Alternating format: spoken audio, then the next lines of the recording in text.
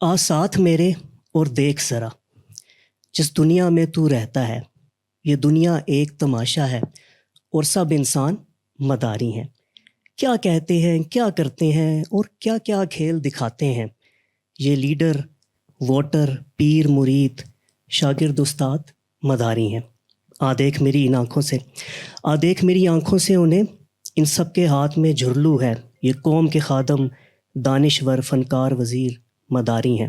ان چہرہ بدلنے والوں کو ایمان، اصول، وفا سے کیا، یہ ڈاکو، تاجر، چور، افسر، عاشق، معشوق مداری ہیں۔ آئین، الیکشن، UN، انصاف، حقوق انسانی، اے بچہ جمہورہ، یہ باتیں جو کرتے ہیں وہ مداری ہیں۔ Good evening and welcome to the Black Hole. آج ہمارے ساتھ موجود ہیں اسی نظم کے خالق اور شکاری، مداری، اناڑی، جواری، جلا وطن اور سو براج کا فرار جیسی بے شمار شاہکار کہانیوں کے خالق اقبال احمد خان، جنہیں آپ احمد اقبال کے نام سے جانتے اور پیار کرتے ہیں۔ بلا مبالغہ کروڑوں الفاظ لکھنے والے ایک بہت بلند پایہ مصنف احمد اقبال آج ہمارے ساتھ موجود ہیں۔ میرے لیے بڑی عزت کی بات ہے اور آپ سب لوگوں کی آمد کا بہت شکریہ۔ عنوان آپ کے سامنے آج کی گفتگو کا آپ بورڈ پہ دیکھ سکتے ہیں، digest writing and Ahmad Iqbal, عہد، رجحان اور یادداشتیں۔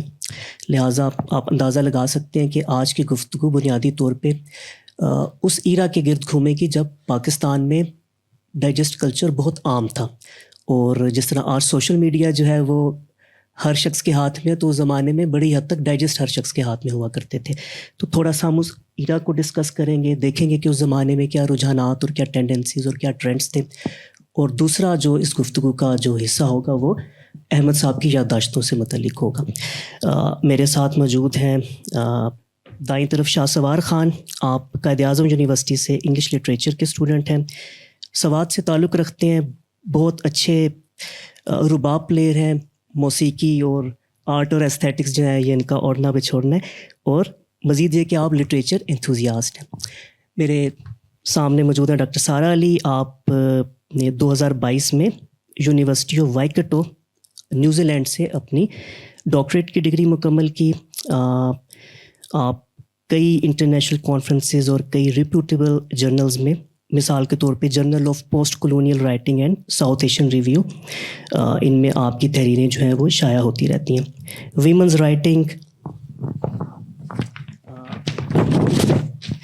رائٹنگ، لٹریچر، لٹریری تھیوری اور گلوبل پوئٹری پڑھاتی ہیں ایم فل اور BS کے طالب علموں کو۔ اس تمہید اور اس تعارف کے بعد اب ہم جو ہے اس گفتگو کو شروع کریں گے، اور بعد میں آپ لوگ بھی اس گفتگو میں شریک ہو سکتے ہیں۔ صرف اپنا ہاتھ بلند کیجیے گا اور مائکروفون اپنے ہاتھوں میں آنے کے بعد آپ اپنا سوال یا تبصرہ احمد صاحب کے سامنے رکھیے گا۔ تو شاہ سوار، آپ گفتگو شروع کیجیے، پھر آگے۔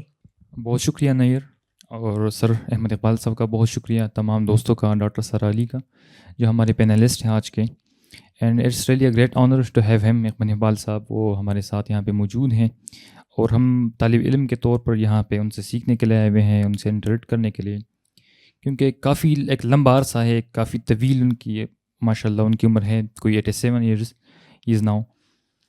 تو ان کو کہنے کے، ان کے پاس کہنے کے لیے، سکھانے کے لیے، بتانے کے لیے بہت کچھ ہیں، موضوعات بہت سے، مطلب دیر از کیوس ہے میرے ذہن میں کہ کیا کیا پوچھا جائے، کیا کیا رہنے دیا جائے۔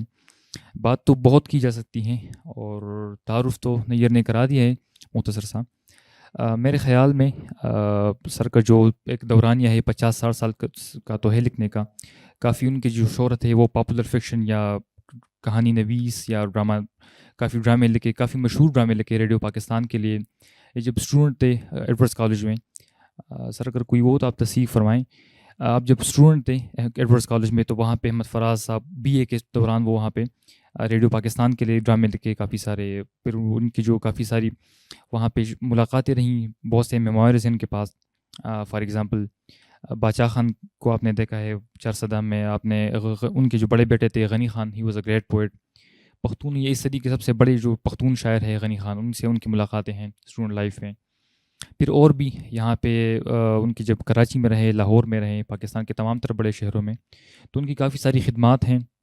ان کی بہت ساری ملاقاتیں ہیں، انگریزی سے کہانیاں ترجمہ کی، اور خود بھی نظمیں بھی لکھی، غزلیں بھی لکھی، اور کافی کچھ کہا جا سکتا ہے، لیکن میں پہلا سوال تھوڑا سا اس تمہید کے بعد یہ رکھوں گا، بلکہ ان کے یہ یہاں پہ بات کرنا بڑا ضروری ہے کہ ہم ذرا جو ہمارا عنوان ہے آج کا ڈائجسٹ، اس کا دور، اس کا رجحان، کیونکہ پاپولر فکشن کے حوالے سے دیر واز اے ٹائم کہ بڑا ایک جو عام لوگ پڑھ رہے تھے ڈائجسٹ کو بہت زیادہ، اور ان کا مطلب ایک بہت اچھا فریکشن تھا، بہت زیادہ مطلب سب رنگ ڈائجسٹ تھے، وہ بہت لاکھوں کی تعداد میں شائع ہو رہے تھے، 3-3 لاکھ، تو اس کے آپ اسے اندازہ لگائے کہ اس کے پڑھنے والے کتنے ہوں گے اگر 3 لاکھ شائع ہو رہے ہیں، کوئی اس دور میں تصور نہیں کر سکتا۔ اور پھر ان کی اسپیشلی جو ملاقاتیں ہیں، فار ایگزامپل وہ جون صاحب، ان کے پورے خانوادے اور ان کے جو بڑے بھائی تھے سید عباس، سید تقی، سید محمد تقی، عبید اللہ علیم، پروین شاکر، اس میں موسیقار بھی تھے، فنکار بھی تھے، گلوکار، خواجہ خورشید انور جو خود ایک انسٹیٹیوشن تھی، he was like an academy classical music کے حوالے سے۔ پھر اس ٹائم میں اور بھی کافی ساری شخصیات ہیں، کافی ساری باتیں ہو سکتی ہیں، انور شعور صاحب کے ساتھ ان کی ملاقاتیں رہی، شکیل عادلزادہ صاحب کے ساتھ۔ سر تو اس تمہید کے بعد میرا یہ سوال ہے ایک چھوٹا سا ڈائجسٹ کے حوالے سے ہے کہ آپ نے مطلب ایک تک پورا 50-60 سال کا دورانیہ ہے، تو آپ نے کہیں سے ابتدا تو کی ہوگی، اور پہلا قدم آپ کی پہلی کہانی کہاں پہ چھپی تھی؟ اور اس کے ساتھ ایک دوسرا سوال بڑا ریلیونٹ ہے جو میں پوچھنا چاہ رہا ہوں کہ آپ کا ایک جو رسپانس تھا، یا آپ کا ایک بڑا ریئیکشنری معاوضے کے حوالے سے جو آپ کا رسپانس تھا کہ کوئی بھی ایک مزدور ہے یا کوئی گلکار ہے تو وہ ایک اینٹ نہیں لگاتا معاوضے کے بغیر، یا کوئی درزی ہے تو وہ اپنا کام نہیں کرتا، تو ایک فنکار کیوں لکھے، یا ایک جو وہاں پہ اس ٹائم لوگ لکھ رہے تھے، تو اس لیے اس پہ کائنڈلی آپ کامنٹ کریں۔ بہت شکریہ، تھینک یو۔ بہت شکریہ جناب۔ آواز صحیح آ رہی ہے؟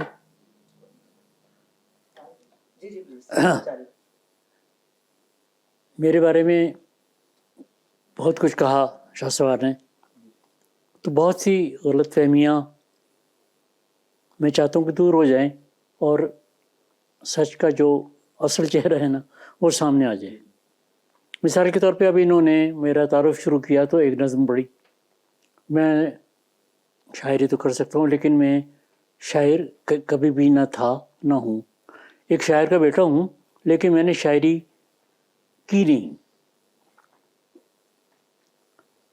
اب یہ زندگی کے اتفاقات ہیں کہ آپ کے والدین آپ کو کیا بنانا چاہتے ہیں، آپ کیا بننا چاہتے ہیں، اور زندگی آپ کو کیا بناتی ہے۔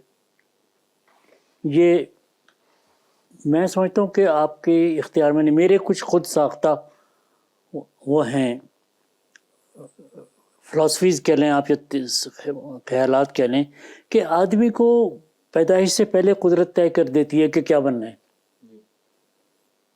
پیدائش سے پہلے ماں باپ تو چاہتے ہیں سارے ڈاکٹر انجینئر بن جائیں، لیکن آپ مجھے بتائیں دنیا کی تاریخ میں اس میں مصور بھی ہیں، شاعر بھی ہیں، رائٹر بھی ہیں، سنگر بھی ہیں، کیا آج تک کسی کا بیٹا اپنے باپ کی جگہ لے سکا؟ ایک آدمی بھی، ایک بھی نہیں ہے۔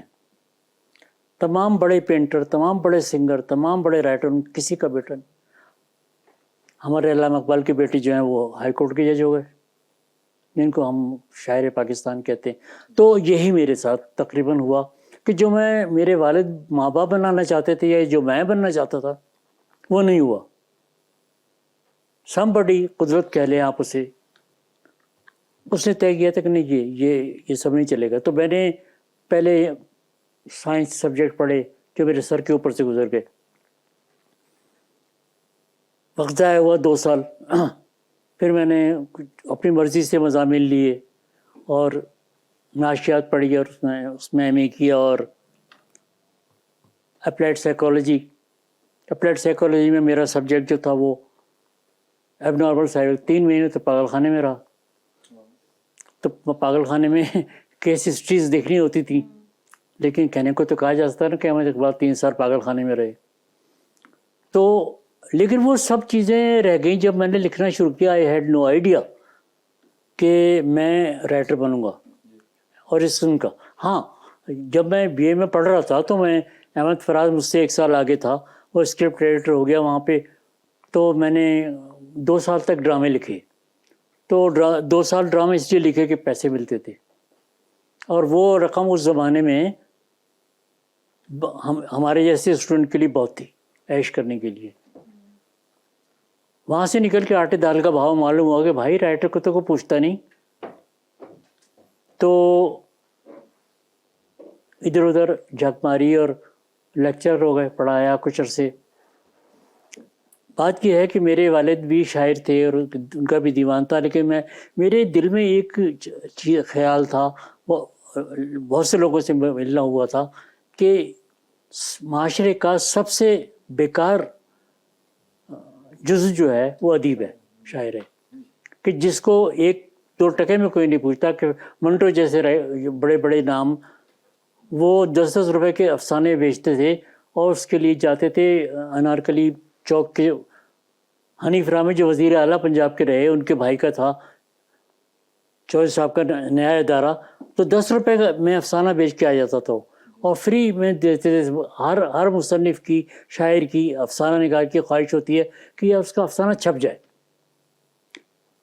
میں جانتا ہوں ان پبلشنگ ہاؤس کو, اس وقت پاکستان میں صرف تین پبلشنگ ہاؤس رہ گئے. ایسی کارٹل, ایسی مافیا ہے وہ, کہ جنہوں نے رائٹرز کو دل کھول کے ایکسپلائٹ کیا ہے. اور ایک اٹلانٹس پبلشرز, میں نام لے رہا ہوں بالکل, اٹلانٹس پبلشرز کراچی, سنگ میل لاہور اور بک کارنر جیلم, ان 3 کے علاوہ آپ کتاب چھپوا ہی نہیں سکتے. اور وہ جس طرح آپ کی شوگر مافیا کما رہی ہے نا, اس سے زیادہ شاید وہ کما رہے ہیں. ایک 150 صفحے کی کتاب تھی جو ہم نے فرسٹ ایئر میں پڑھی تھی, پطرس کے مضامین, انہوں نے 2000 کی چھاپی ہے. 50 سال کے بعد اس کو کون پڑھے گا, اور 2000 کی خرید کے کیوں پڑھے گا. لیکن بہرحال وہ اپنا کما رہے ہیں. تو کہنے کا مطلب یہ ہے کہ میں نے ایک تہیہ کر لیا تھا کہ یہ میرا باپ ساری عمر سائیکل چلاتے ہوئے مر گیا سرکاری کوارٹر میں, تو میں یہ نہیں کروں گا, نہ شاعری, نہ افسانہ نگاری, نہ کچھ. تو پڑھاتا رہا. وہ اپنے جگہ تجربات تھے, میرے ذہن میں بھی نہیں تھا. میں اب بھی نوجوانوں سے کہتا ہوں کہ دیکھیں, ڈسکور یور سیلف. آپ اپنے آپ کو دریافت کریں کہ آپ کیا ہیں. آپ کو نہیں پتہ, مجھے بھی نہیں پتہ تھا شادی ہونے کے بعد 3-4 سال بعد تک کہ میں رائٹر بن سکتا ہوں. اتنا ایسا میں نے مختلف کام کیے, کالجوں میں پڑھایا, اپنا کالج بنایا, گارمنٹ انڈسٹری بنائی, اور بائی چانس مجھے یہ 1970 ایوب خان کی تحریک کے دوران, تو 1970 میں میرے ایک دوست تھے ڈاکٹر مشرف احمد, افسانہ نگار تھے. وہ کہنے لگے یار تم اچھا بھلا لکھتے تھے, اتنا عرصہ تم نے لکھا, 13 سال سے. تو میں نے کہا یار میں مفت نہیں لکھوں گا, مفت نہیں, میں اتنا بیکار نہیں ہوں. میں ایک بات مذاق میں کہتا تھا لیکن حقیقت ہے کہ ریڑھی لگا لوں گا لیکن لکھوں گا نہیں. پڑھنے کا شوق تھا, پڑھنے کا شوق اپنا پورا کرتے تھے ہم. میری اپنی ذاتی لائبریری میں تھاؤزنڈز آف بکس ہیں, ساری مجھ کو زبانی یاد تھے. ایک چھوٹی سی بات ہے کہ سبرنگ سے میں نے لکھنا شروع کیا. بہت بڑا آنر تھا کہ لوگ سمجھتے تھے کہ سبرنگ سے میں کہانی چھپ جائے تو بڑا. 2 کہانیاں لکھنے کے بعد میرا ان سے جھگڑا ہو گیا, اختلاف ہوا. وہ کہانی کو ری رائٹ کرتے تھے. میں نے کہا آپ ری رائٹ کیوں کرتے, جو میں نے لکھا ہے وہ کیوں نہیں چھپ رہا. انہوں نے کہا یہ ہماری پالیسی ہے. میں نے کہا یہ پالیسی, میرا اپنا ایک اسٹائل ہے, میرا ایک اسلوب ہے جو جس سے میں پہچانا جاؤں گا, اور پہچانا گیا بعد میں. تو میں نے کہا وہ کہاں گیا, یہ تو آپ جو کر رہے ہیں, یہ تو ایسا کر رہے ہیں کہ جو بھی آ رہا ہے اس کو آپ اپنے. ایک انور شعور تھے, انور شعور بڑے مشہور شاعر ہیں, تو انور شعور بھی تھے. میں نے کہا اگر میں شاعر ہوتا تو انور شعور سے ضرور اصلاح لیتا, لیکن انور شعور نثر نہیں لکھتا. یہ کون ہوتا ہے میری تحریر کو صحیح کرنے والا. تو میں وہاں سے چھوڑ دیا. پھر میں چلا گیا سیدھا جان کے پاس, جان اور زاہدہ, جہاں سے میرا یہ کیریئر شروع ہوا. اور اس وقت مجھے کہانی کے 10 روپے ملتے تھے ایک کہانی کے. This was 1971. جب میں عالمی ڈائجسٹ میں گیا تو مجھے 25 روپیز پر پیج ملا, which was bloody big amount. بہت بڑی رقم تھی وہ میرے لیے, کیونکہ میں جو پڑھا رہا تھا وہ بھی مجھے ناکافی تھا. ایمبیشنز میری بہت آئی تھی کہ میں رولز رائس خرید لوں اور پتہ نہیں اس ٹائپ کی چیزیں تھیں کہ نہیں, I should live comfortably, I should enjoy life. مجھے زندگی کو اپنے بچوں کو بھی اچھا رکھنا ہے, بیوی بچوں کو, اور خود بھی اچھا رہنا ہے. شاعر نہیں بننا تھا, نہ شاعر بننا ہے نہ ادیب بننا ہے. ادیب تو بن گیا, پیسے ملنے شروع ہو گئے. اور آپ دیکھیں کہ اس میں پھر میں نے دن رات لکھا, مزدوری کی. وہ لکھنا نہیں تھا, مزدوری تھی. کہ صرف 4 سال کی کمائی میں 1971 سے میں نے جان کے ساتھ, زائدہ کے ساتھ لکھنا شروع کیا تھا, اور 75 میں میں نے گاڑی خرید لی تھی. 75 میں بہت کم لوگوں کے پاس گاڑیاں ہوتی تھیں. اور 4.5 روپے گیلن, 1 روپے لیٹر, 4.5 لیٹر ہوتے ہیں ایک گیلن میں. 1 روپے لیٹر پیٹرول تھا. بچے ہنس کے دورے ہو جاتے ہیں کہ 1 روپے لیٹر, خواب دیکھا تھا آپ نے, کہاں کی بات کر رہے ہیں. لیکن دس از اے ڈیم فیکٹ کہ وہ وقت کے ساتھ ہمیشہ ہوتا ہے. تو 1975 سے مارچ, اس مارچ تک میرے پاس گاڑی تھی. اور میں نے اتنی گاڑیاں بدلی, بھی بچوں کو عیش کرائی, پیسہ. لیکن بڑے بڑوں کو میں نے کہا کہ نہیں, ایک پیسہ نہیں چھوڑ. جنگ کے مالک میر جاوید رحمان, میں نے کہا جاوید صاحب آپ نے اتنا بڑا محل کھڑا کر, بلڈنگ کھڑی کر لی, کم از کم یہ مکان تو میں بھی کھڑا کر لوں نا. تو میرے نام کو آپ فرنٹ پیج پر پبلسائز کر رہے ہیں احمد اقبال کی قلم سے صوبراج کا فرار, مجھے کیا مل رہا ہے. تو وہ بڑے تیز مزاج آدمی تھے اور ضدی آدمی تھے. اور یہ بھی ہو سکتا تھا کہ وہ گارڈز کو بلا کے کہتے کہ اس شخص کے جوتے مار کے باہر سڑک پہ پھینک دو. یہ رسک تھا. اخبار یہاں کے ایڈیٹر نثار زبیری, سلمہ رضا, 3-4 اخبار جہاں کے جنگ کے لوگ, وہ ٹیبل کے نیچے سے مجھے ایسے کہ چپ کرو چپ کرو, کہ ابھی ان کا دماغ پھر جائے گا تو یہی کریں گے. میں نے کہا نہیں, یہ تو ہو گئی نہیں. ایک چپڑاسی تھا, وہ تنخواہ نہیں ملی تھی, ان کی گاڑی کے آگے آ کے لیٹ گیا تھا. کروڑ پتی ارب پتی لوگ تھے, نہیں پیسہ دیتے تھے جیسے اخبار والوں کو نہیں دیتے. تو ان کا بھی یہ خیال تھا. میں نے کہا میری تو خیر اپنی گاڑی ہے, آپ کی گاڑی کے آگے نہیں لیٹوں گا. لیکن جتنا لکھا ہے نا وہ اللہ کے نام پر آپ کو بخشتا ہوں. اس پہ ان کا سر آپ نے ذکر کیا ہے سبرن ڈائجسٹ کا, عالمی ڈائجسٹ کا.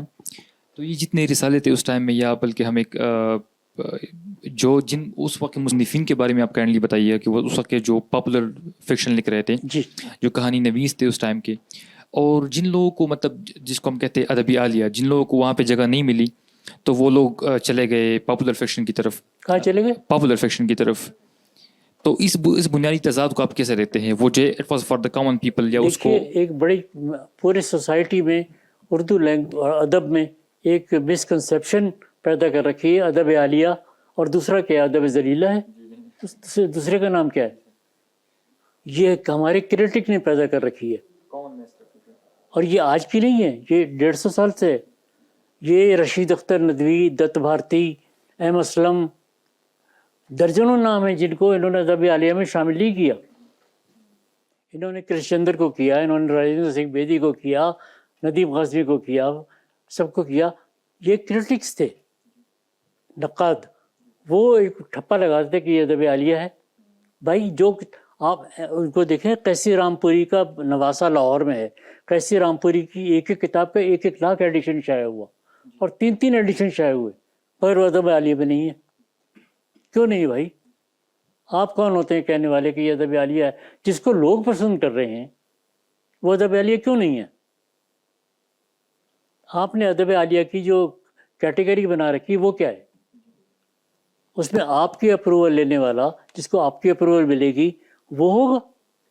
تو یہی چیز جو ہے یہ ڈائجسٹوں کے ساتھ بھی ہے, اس کو ادب عالیہ میں شمار نہیں کرتے. وہ اس میں احمد صاحب میں تھوڑا سا اگر اضافہ کروں گفتگو میں شریک ہونے کے لیے, ادب عالیہ کی جو ڈسٹنکشن جس طرح شاہ سوار نے کوسچن بھی ریز کیا, اس سے بڑی ایک عجیب سا منظر نامہ بنتا ہے کہ وہ تحریریں جو عام آدمی تک پہنچ رہی ہیں یا جو عامت الناس پڑھ رہے ہیں، گویا کہ ان کا کوئی معیار نہیں ہے یا ان کا کوئی ذوق نہیں ہے، اور جو عام جو ٹاک آف دا ٹاؤن کہانیاں ہیں یا جو مصنفین ہیں ان کو نچلے درجے پر رکھنا ہے، اور ادب عالیہ ایک الگ چیز ہے، اور اس کے اوپر ایک طرح سے اجارہ داری انہی کی ہے جو خود کو ادبی ناقد سمجھتے ہیں یا جو کسی ادبی حلقے سے وابستہ ہیں.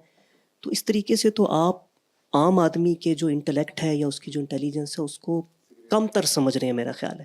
آپ سے مراد مطلب جو اس طرح کا رویہ ایسا رکھتے ہی ہیں. ایسا ہی ہے، بالکل ایسا ہی ہے. آپ بتائیں نا کہ ادب عالیہ کی ڈیفینیشن کہاں دی ہوئی ہے کہ یہ ادب عالیہ ہے، یہ ادب عالیہ نہیں ہے.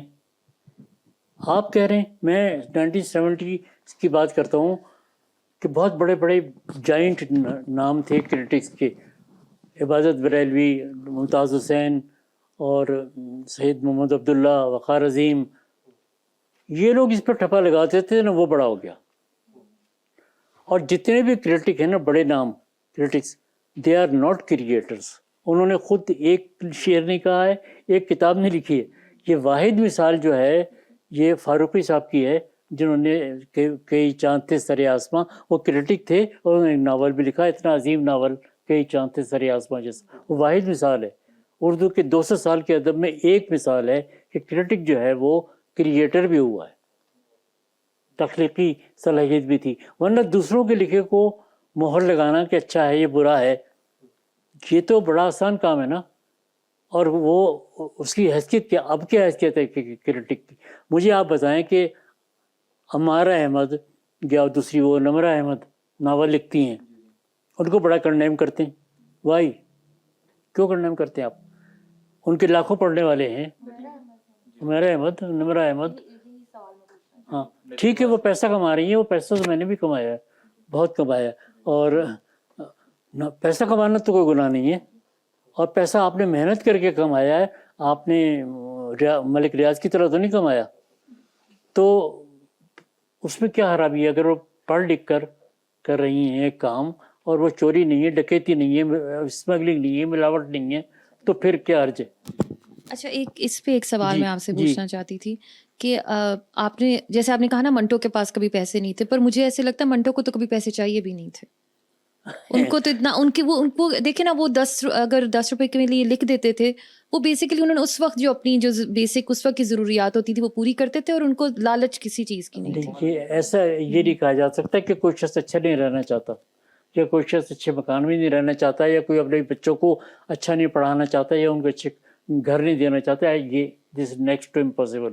یہ ایک انسٹنکٹ ہوتی ہے آدمی کے اندر کہ اپنے بیوی بچوں کو خود چاہے نہ رہے آرام سے، محنت کرتے ہیں، سارا دن محنت کرتے ہیں لوگ، لیکن بیوی بچوں کو آرام سے رکھتے ہیں، اچھی لائف دیتے ہیں، تعلیم بھی دیتے ہیں، اچھی لیونگ بھی دیتے ہیں. میں نے کراچی کے بڑے 5 اسٹار ہوٹلز میں، ریسٹورینٹس میں دیکھا ہے کہ سارا دن لوگ بڑے بزی رہتے ہیں، صنعت کار اور کارپوریشنز میں کام کرنے والے. شام کو دیکھیں آپ، جن ریسٹورینٹس میں آتے ہیں وہ 4-5 ہزار روپے پر ہیڈ چارج کرتے ہیں، اور وہاں پہ بیٹھنے کی جگہ نہیں ہوتی. تو میں اپنی وائف کے ساتھ گیا تھا، تو میں نے کہا ذرا دیکھو فرق دیکھو. خواتین بڑی زرق برق بھیجے، بڑے بڑے برانڈیڈ ڈریسز کے اندر اور زیورات، اور مرد وہی برمودا شارٹ پہن رکھا اور ٹی شرٹ پہن رکھی، بچوں کے ساتھ کھیل رہے ہیں، بچوں کی تصویریں بنا رہے ہیں. یہی تو میرا سوال تھا کہ کچھ لوگوں کو نہیں ہوتی ہے اتنی نہ پیسے کی نہ لالچ. دیکھیں، میں فطرت کے خلاف ہے. ایک ہیں باپ سے صدبہ، ایک رائٹر ہیں، ان سے میں نے ایک دفعہ پوچھا، میں نے کہا آپ کیا چاہیں گی کہ آپ کو ایک بک ڈیل کے ملین روپیز ملیں یا آپ کو لوگ سب جانیں؟ تو انہوں نے کہا میں چاہتی ہوں مجھے اپریسیشن ملے، لوگ مجھے جانیں. پیسہ ملا نہیں ہوگا نا انہیں، کہ ملا ہوتا تو پھر یہ اس کو ملا ہوتا تو کبھی یہ بات نہ کہتے. یہ اس کو ملا ہوتا نا، ایک دفعہ گاڑی خرید لیتے، کوئی اچھا گھر خرید لیتے، بیوی کو لے جاتے پی سی میں، تو پھر اس کے بعد نہ کہتے. اس کو سر اس زاویے سے شاید جو میں سمجھاؤں، ڈاکٹر سارا بھی اشارہ شاید اس طرف کر رہی ہیں کہ جو تخلیقی عمل ہے وہ اپنی ذات میں ایک تسکین رکھتا ہے اور ایک سیلف سیٹسفیکشن رکھتا ہے. ہاں، تو اس حد تک تو شاید جو بھی تخلیق کار ہے، نام بھی کیا لیں، سبھی چاہے وہ کسی بھی درجے میں لکھ رہے، ایون وہ جو جن کا اسٹیبلش نام نہیں ہے، جو چاہے سوشل میڈیا پہ کچھ لکھ رہی ہیں، تو ایک سیلف سیٹسفیکشن ہے، وہ ایک کریٹیو کیتھارسس ہے، یہ ہے. اس حد تک تو وہ ہے. لیکن آپ نے اس سے پہلے جو بات کی تھی وہ بڑی اہم ہے، اور وہ ایک بڑے ایشو کی طرف ہماری توجہ دلاتی ہے جو سیٹ میں استعاراتی طور پہ استعمال کروں سمبولکلی. میں نے کہا جو سیٹ ہے سیٹ سمبولکلی میں کہہ رہا ہوں, ہاں وہی کہ وہ اپنی تو جاگیریں بنا رہا ہے, لیکن جو محنت کر رہا ہے جس کی بنیاد پہ وہ آگے جا رہا ہے اس کی ایکسپلائٹیشن ہے. اور یہی چیز اگر آپ دیکھیں تو آج کل اخباروں میں بھی ہمیں خبریں ملتی ہیں 6 مہینے تنخواہ نہیں مل رہی. تو میرا خیال ہے آپ کا یہ نقطہ بڑا اہم ہے کہ معاوضہ ضرور ملنا چاہیے اور اس کے بغیر ایک فیئر سوسائٹی کا قیام ممکن. میں تو اس بات سے میری وہ آٹو بایوگرافی جو ہے وہ آنے والی ہے ود ان منتھ, ٹائٹل وائٹل اس کا فائنل ہو گیا ہے. تو میں نے تو یہ کلیئرلی کنفیس کیا ہے کہ یہ جن کا ایک رسالہ تھا ان کے 4 رسالے ہیں, پبلشنگ ہاؤسز ہیں, باقی کو ایلیمینیٹ کر دیا انہوں نے. اور بالکل جیسے ہوتا ہے کمرشل اس میں ریولری میں, بالکل اس طریقے سے انہوں نے کک آؤٹ کر دیا اور رائٹر کو انہوں نے پوری طرح ایکسپلائٹ کیا. اس کے اندر بھی بالکل ایکسیٹلی عام ٹریڈ کی طرح ایکسپلائٹیشن اتنی زیادہ ہے. میں اپنے ایٹیچیوڈ کی وجہ سے, یہودی ایٹیچیوڈ کی وجہ سے بھی مشہور تھا. لوگوں کو میری ضرورت بھی تھی تو وہ میری بات ماننے پہ مجبور ہو جاتے تھے. میں نے بڑے بڑے لوگوں کو ٹکا کے جواب دیے ہیں کہ نہیں. یہ ایک رابطہ نکلتا تھا میگزین, ایاز غزنوی صاحب تھے, ان کے PIA میں جاتا تھا, کوریئر تھے, یہ تھا وہ تھا, بہت لمبا چوڑا کاروبار تھا.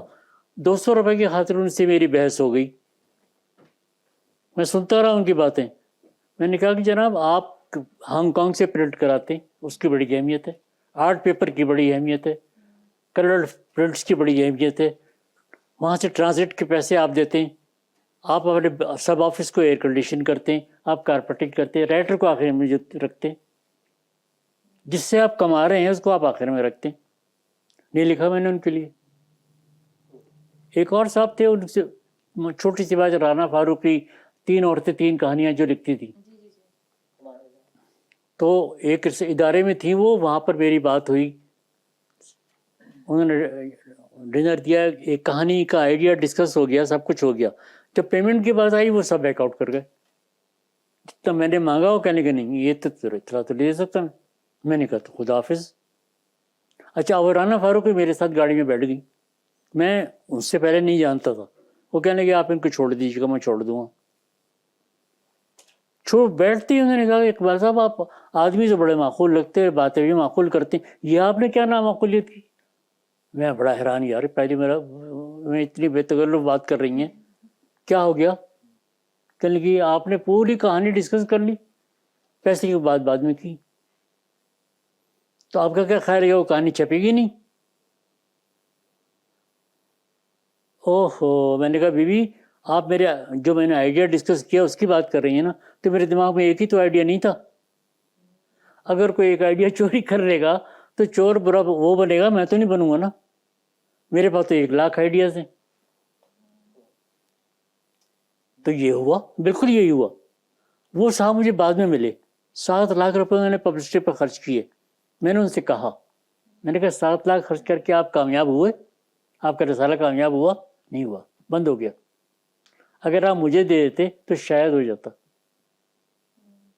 تو آپ کیوں رائٹر کو نہیں دیتے بھائی, کیوں شودر بنا رکھا اس کو سوسائٹی میں کہ سب سے نچلا طبقہ جو ہے وہ بنا ہوا ہے. آج بھی پوزیشن بالکل ڈیفرنٹ, بالکل یہی ہے, کوئی چینج نہیں ہے اس کے اندر.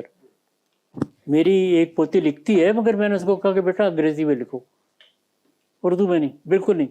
اردو تو ختم ہو رہی ہے, بالکل ختم ہو رہی ہے. اچھا, اسی سے ریلیٹڈ آپ سے ایک سوال پوچھنا چاہتی تھی, ابھی وہاں ڈسکس بھی کر رہے تھے, آپ نے کہا اردو ختم ہو رہی ہے, ہاں, اور کسی نے لٹریچر لکھنا ہے تو وہ انگریزی میں لکھے. ہاں, اب لٹریچر ایسے ہوتا ہے کہ لکھتے تو آپ کو آپ کے اندر سے فیلنگ آتی ہے کہ آپ کس زبان میں لکھنا چاہتے ہو. آپ جیسے اگر آپ کے دماغ میں کہانی اردو میں آ رہی ہے, آپ انگلش میں کیسے لکھ سکتے ہو؟ کمانڈ پر ڈیپینڈ کرتا ہے کہ آپ کا ایکسپریشن. دیکھیے وہی اردو کی جو ویکیبلری میں استعمال کرتا ہوں, لوگ کہتے ہیں, یہ میں اپنی تعریف نہیں کر رہا, لوگ کہتے ہیں کہ اردو سیکھنی ہے تو احمد اقبال کو پڑھو.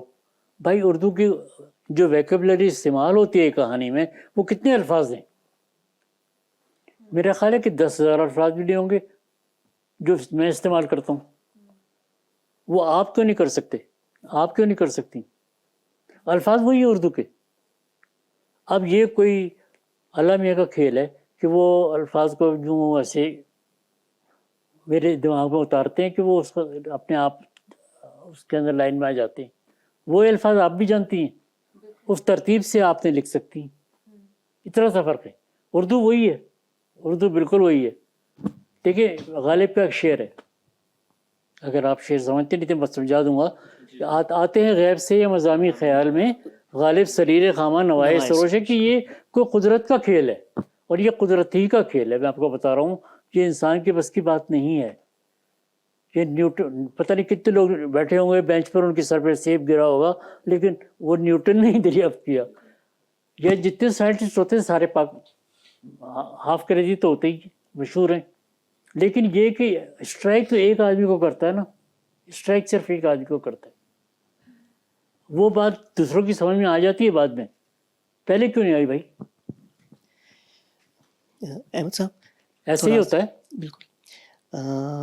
ایک تو اس ڈائجسٹ ایرا کا جو رجحان تھا یہ ایکسپلائٹیشن والا, اس کا تو آپ نے بڑا خوبی سے احاطہ کر دیا, اور درست ہے کہ معاوضہ ملنا چاہیے. کچھ اور پہلو بھی ہم دیکھ لیتے ہیں.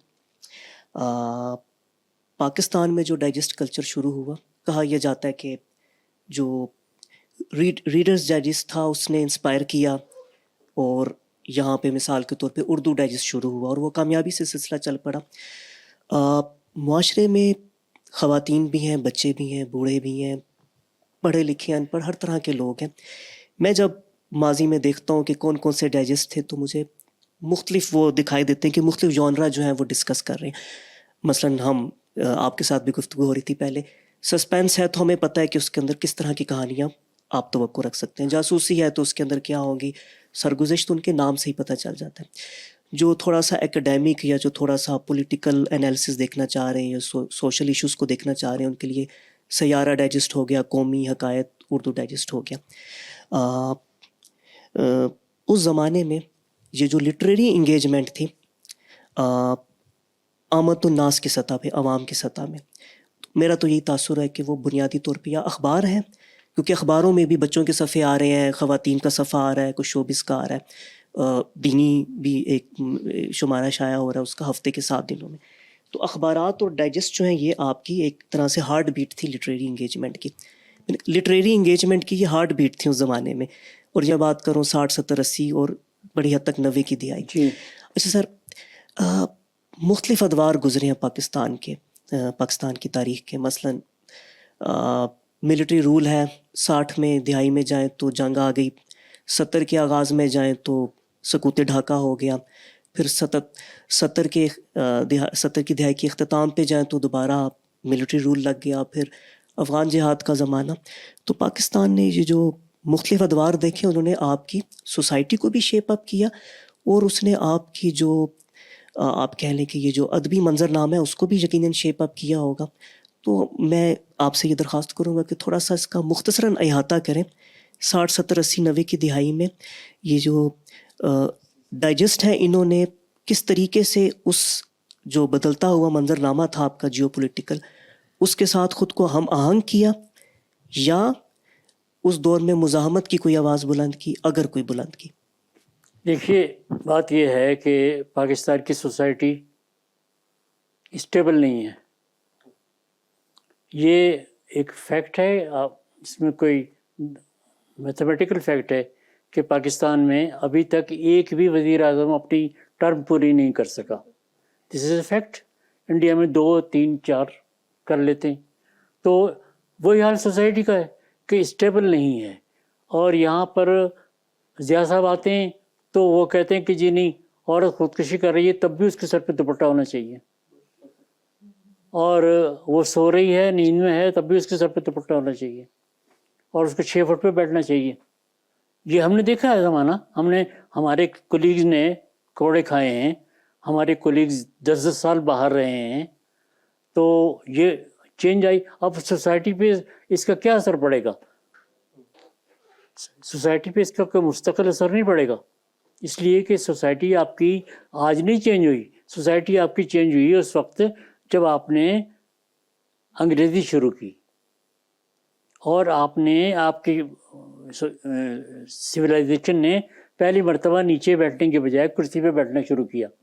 پھر ایک ایک کر کے چیزیں آپ کی طرف آتی گئی اور آپ یورپ, آج بھی یورپ کی طرف جا رہے ہیں آپ, اور تو نہیں جا رہے ہیں, سعودی کی طرف تو نہیں جا رہے ہیں آپ, ایران کی طرف تو نہیں جا رہے ہیں. اب آپ تو وہ اس کے نتیجے ہوا کہ ہمارے بار بار چینجز سے کہ ہم قوم نہیں بن سکے. قوم بنتی بھی نہیں ایسے. انڈیا قوم نہیں ہے, پورا انڈیا قوم نہیں ہے. میں آپ کو بتاؤں, اگر آپ ہسٹری کو دیکھیں, ہسٹری میں کتنے لوگ آئے, منگول آئے, انہوں نے مار مار کے سب قتل عام کیا, پھینک دیا. نادر شاہ آیا, اس نے دلی میں سروں کا مینار بنا دیا. محمد شاہ کی کھوپڑی پہ سے وہ کوہ نور اتار کے لے گیا. لوگ جو بیٹھے دیکھتے رہے. کیوں نہیں مارا پلٹ کے, کیوں نہیں ریئیکٹ کیا بادشاہ سلامت کے لیے؟ بادشاہ سلامت تو چپ تھے, لیکن رعایا کیا کر رہی تھی؟ سر جن کے سروں کے مینار بن رہے تھے. اس وقت سے لے کے آپ آج تھرو آؤٹ یہی رہا, جو بھی آیا آرام سے بیٹھ گیا, کسی نے رجسٹ نہیں کیا. بلوچستان سندھ پنجاب ہوتا ہوا دہلی گیا اور دہلی میں مار مار جوتے اس نے بادشاہ کو نیچے اتارا, خود بیٹھ گیا. کسی نے کچھ نہیں کہا, ویلکم. اور اس کی انتہا کب ہوئی کہ بہادر شاہ ظفر کی ایک ناول ہے انڈیا کے, چودھری محمد اشرف صاحب کا ناول ہے آخری سواریاں. بہت اچھے رائٹر ہیں, بہت بڑے رائٹر ہیں وہاں کے, ڈپٹی کمشنر بھی ہیں اور پیر بھی ہیں, سب کچھ ہیں. لیکن یہ کہ رائٹر بہت اچھے ہیں, بہت اچھے رائٹر. ان کی کتاب ہے آخری سواریاں. اس میں یہ ہے کہ انگریز جو ہیں وہ بہادر شاہ ظفر کی سواری جا رہی ہے اور وہ چاندنی چوک میں شہزادوں کو توپ دم کر رہے ہیں. رعایا گھڑی رو رہی ہے, بس رو رہے.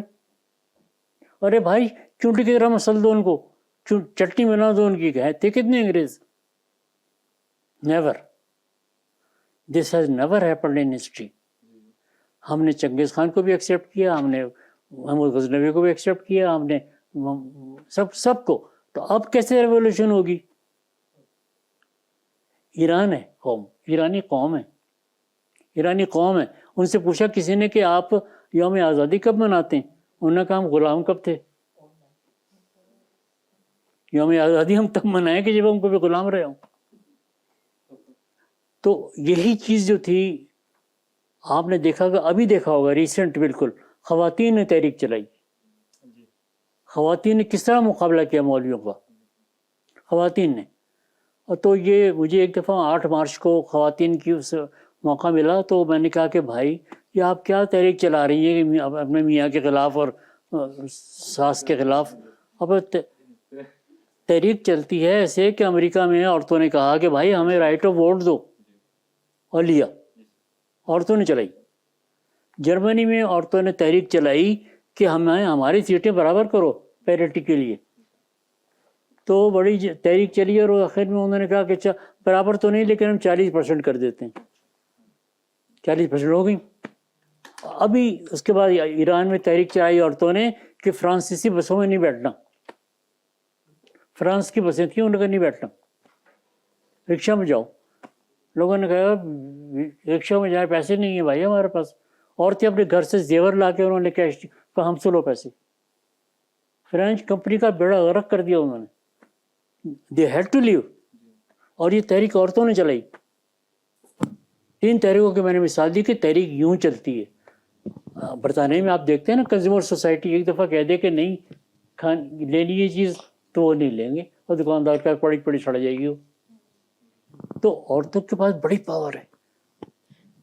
تو یہ آپ کے جواب سے جو مجھے اندازہ ہوا کہ جو ہمارا ٹرانسفارمیٹیو پیریڈ رہا ہے یہ 60 70 80 90 دہائی میں, تو جو ڈائجسٹ ہے وہ پھر ہوا کے رخ پر ہی چلے تاکہ سینسرشپ سے بھی بچیں اور ڈکلیریشن منسوخ ہونے سے بھی بچیں. ایسا ہی ڈائجسٹ کوئی اپنے سامنے مشن نہیں رکھتا. ڈائجسٹ کا واحد مقصد جو ہے وہ تفریح ہے, وہ سنیما کی طرح ہے, اس سے زیادہ کچھ نہیں ہے. وہ آپ کو کوئی اخلاقیات نہیں سکھاتا, وہ آپ کو کوئی سیاسی تربیت نہیں کرتا, وہ آپ کو صرف کہانی دیتا ہے. کہانی آپ ہمیشہ انجوائے کرتے ہیں, چاہے وہ الف لیلا کی کہانی ہو, چاہے داستان امیر حمزہ ہو. میں آپ کو بتاؤں 60 سال پہلے میں نے 2 فلمیں دیکھی تھی 3D. ایک تھی زومبیز فرام دی اسٹریٹوسفیئر اور ایک تھی ہاؤس آف ویکس. یہی ٹیکنالوجی تھی جو آج 3D کی ہے. चश्मा लगाने वाली, और वही हॉरर फिल्म थी हाउस ऑफ वैक्स, में लाशें आ रही हैं और वो ऊपर जा रही हैं, और इसी तरह वो दूसरी थी। और 60 साल बाद भी वही चल रहा है, मम्मी चल रही है, मम्मी 1 2 3 4 चल रही हैं, और चीखें मार रही हैं औरतें और बच्चे, चीखें मार रहे हैं, और लेकिन देख रहे हैं, एंजॉय कर रहे हैं। ये सिर्फ तफरी है, इसमें क्या सीखेगा कोई? एंजॉय करने जाते हैं लोग।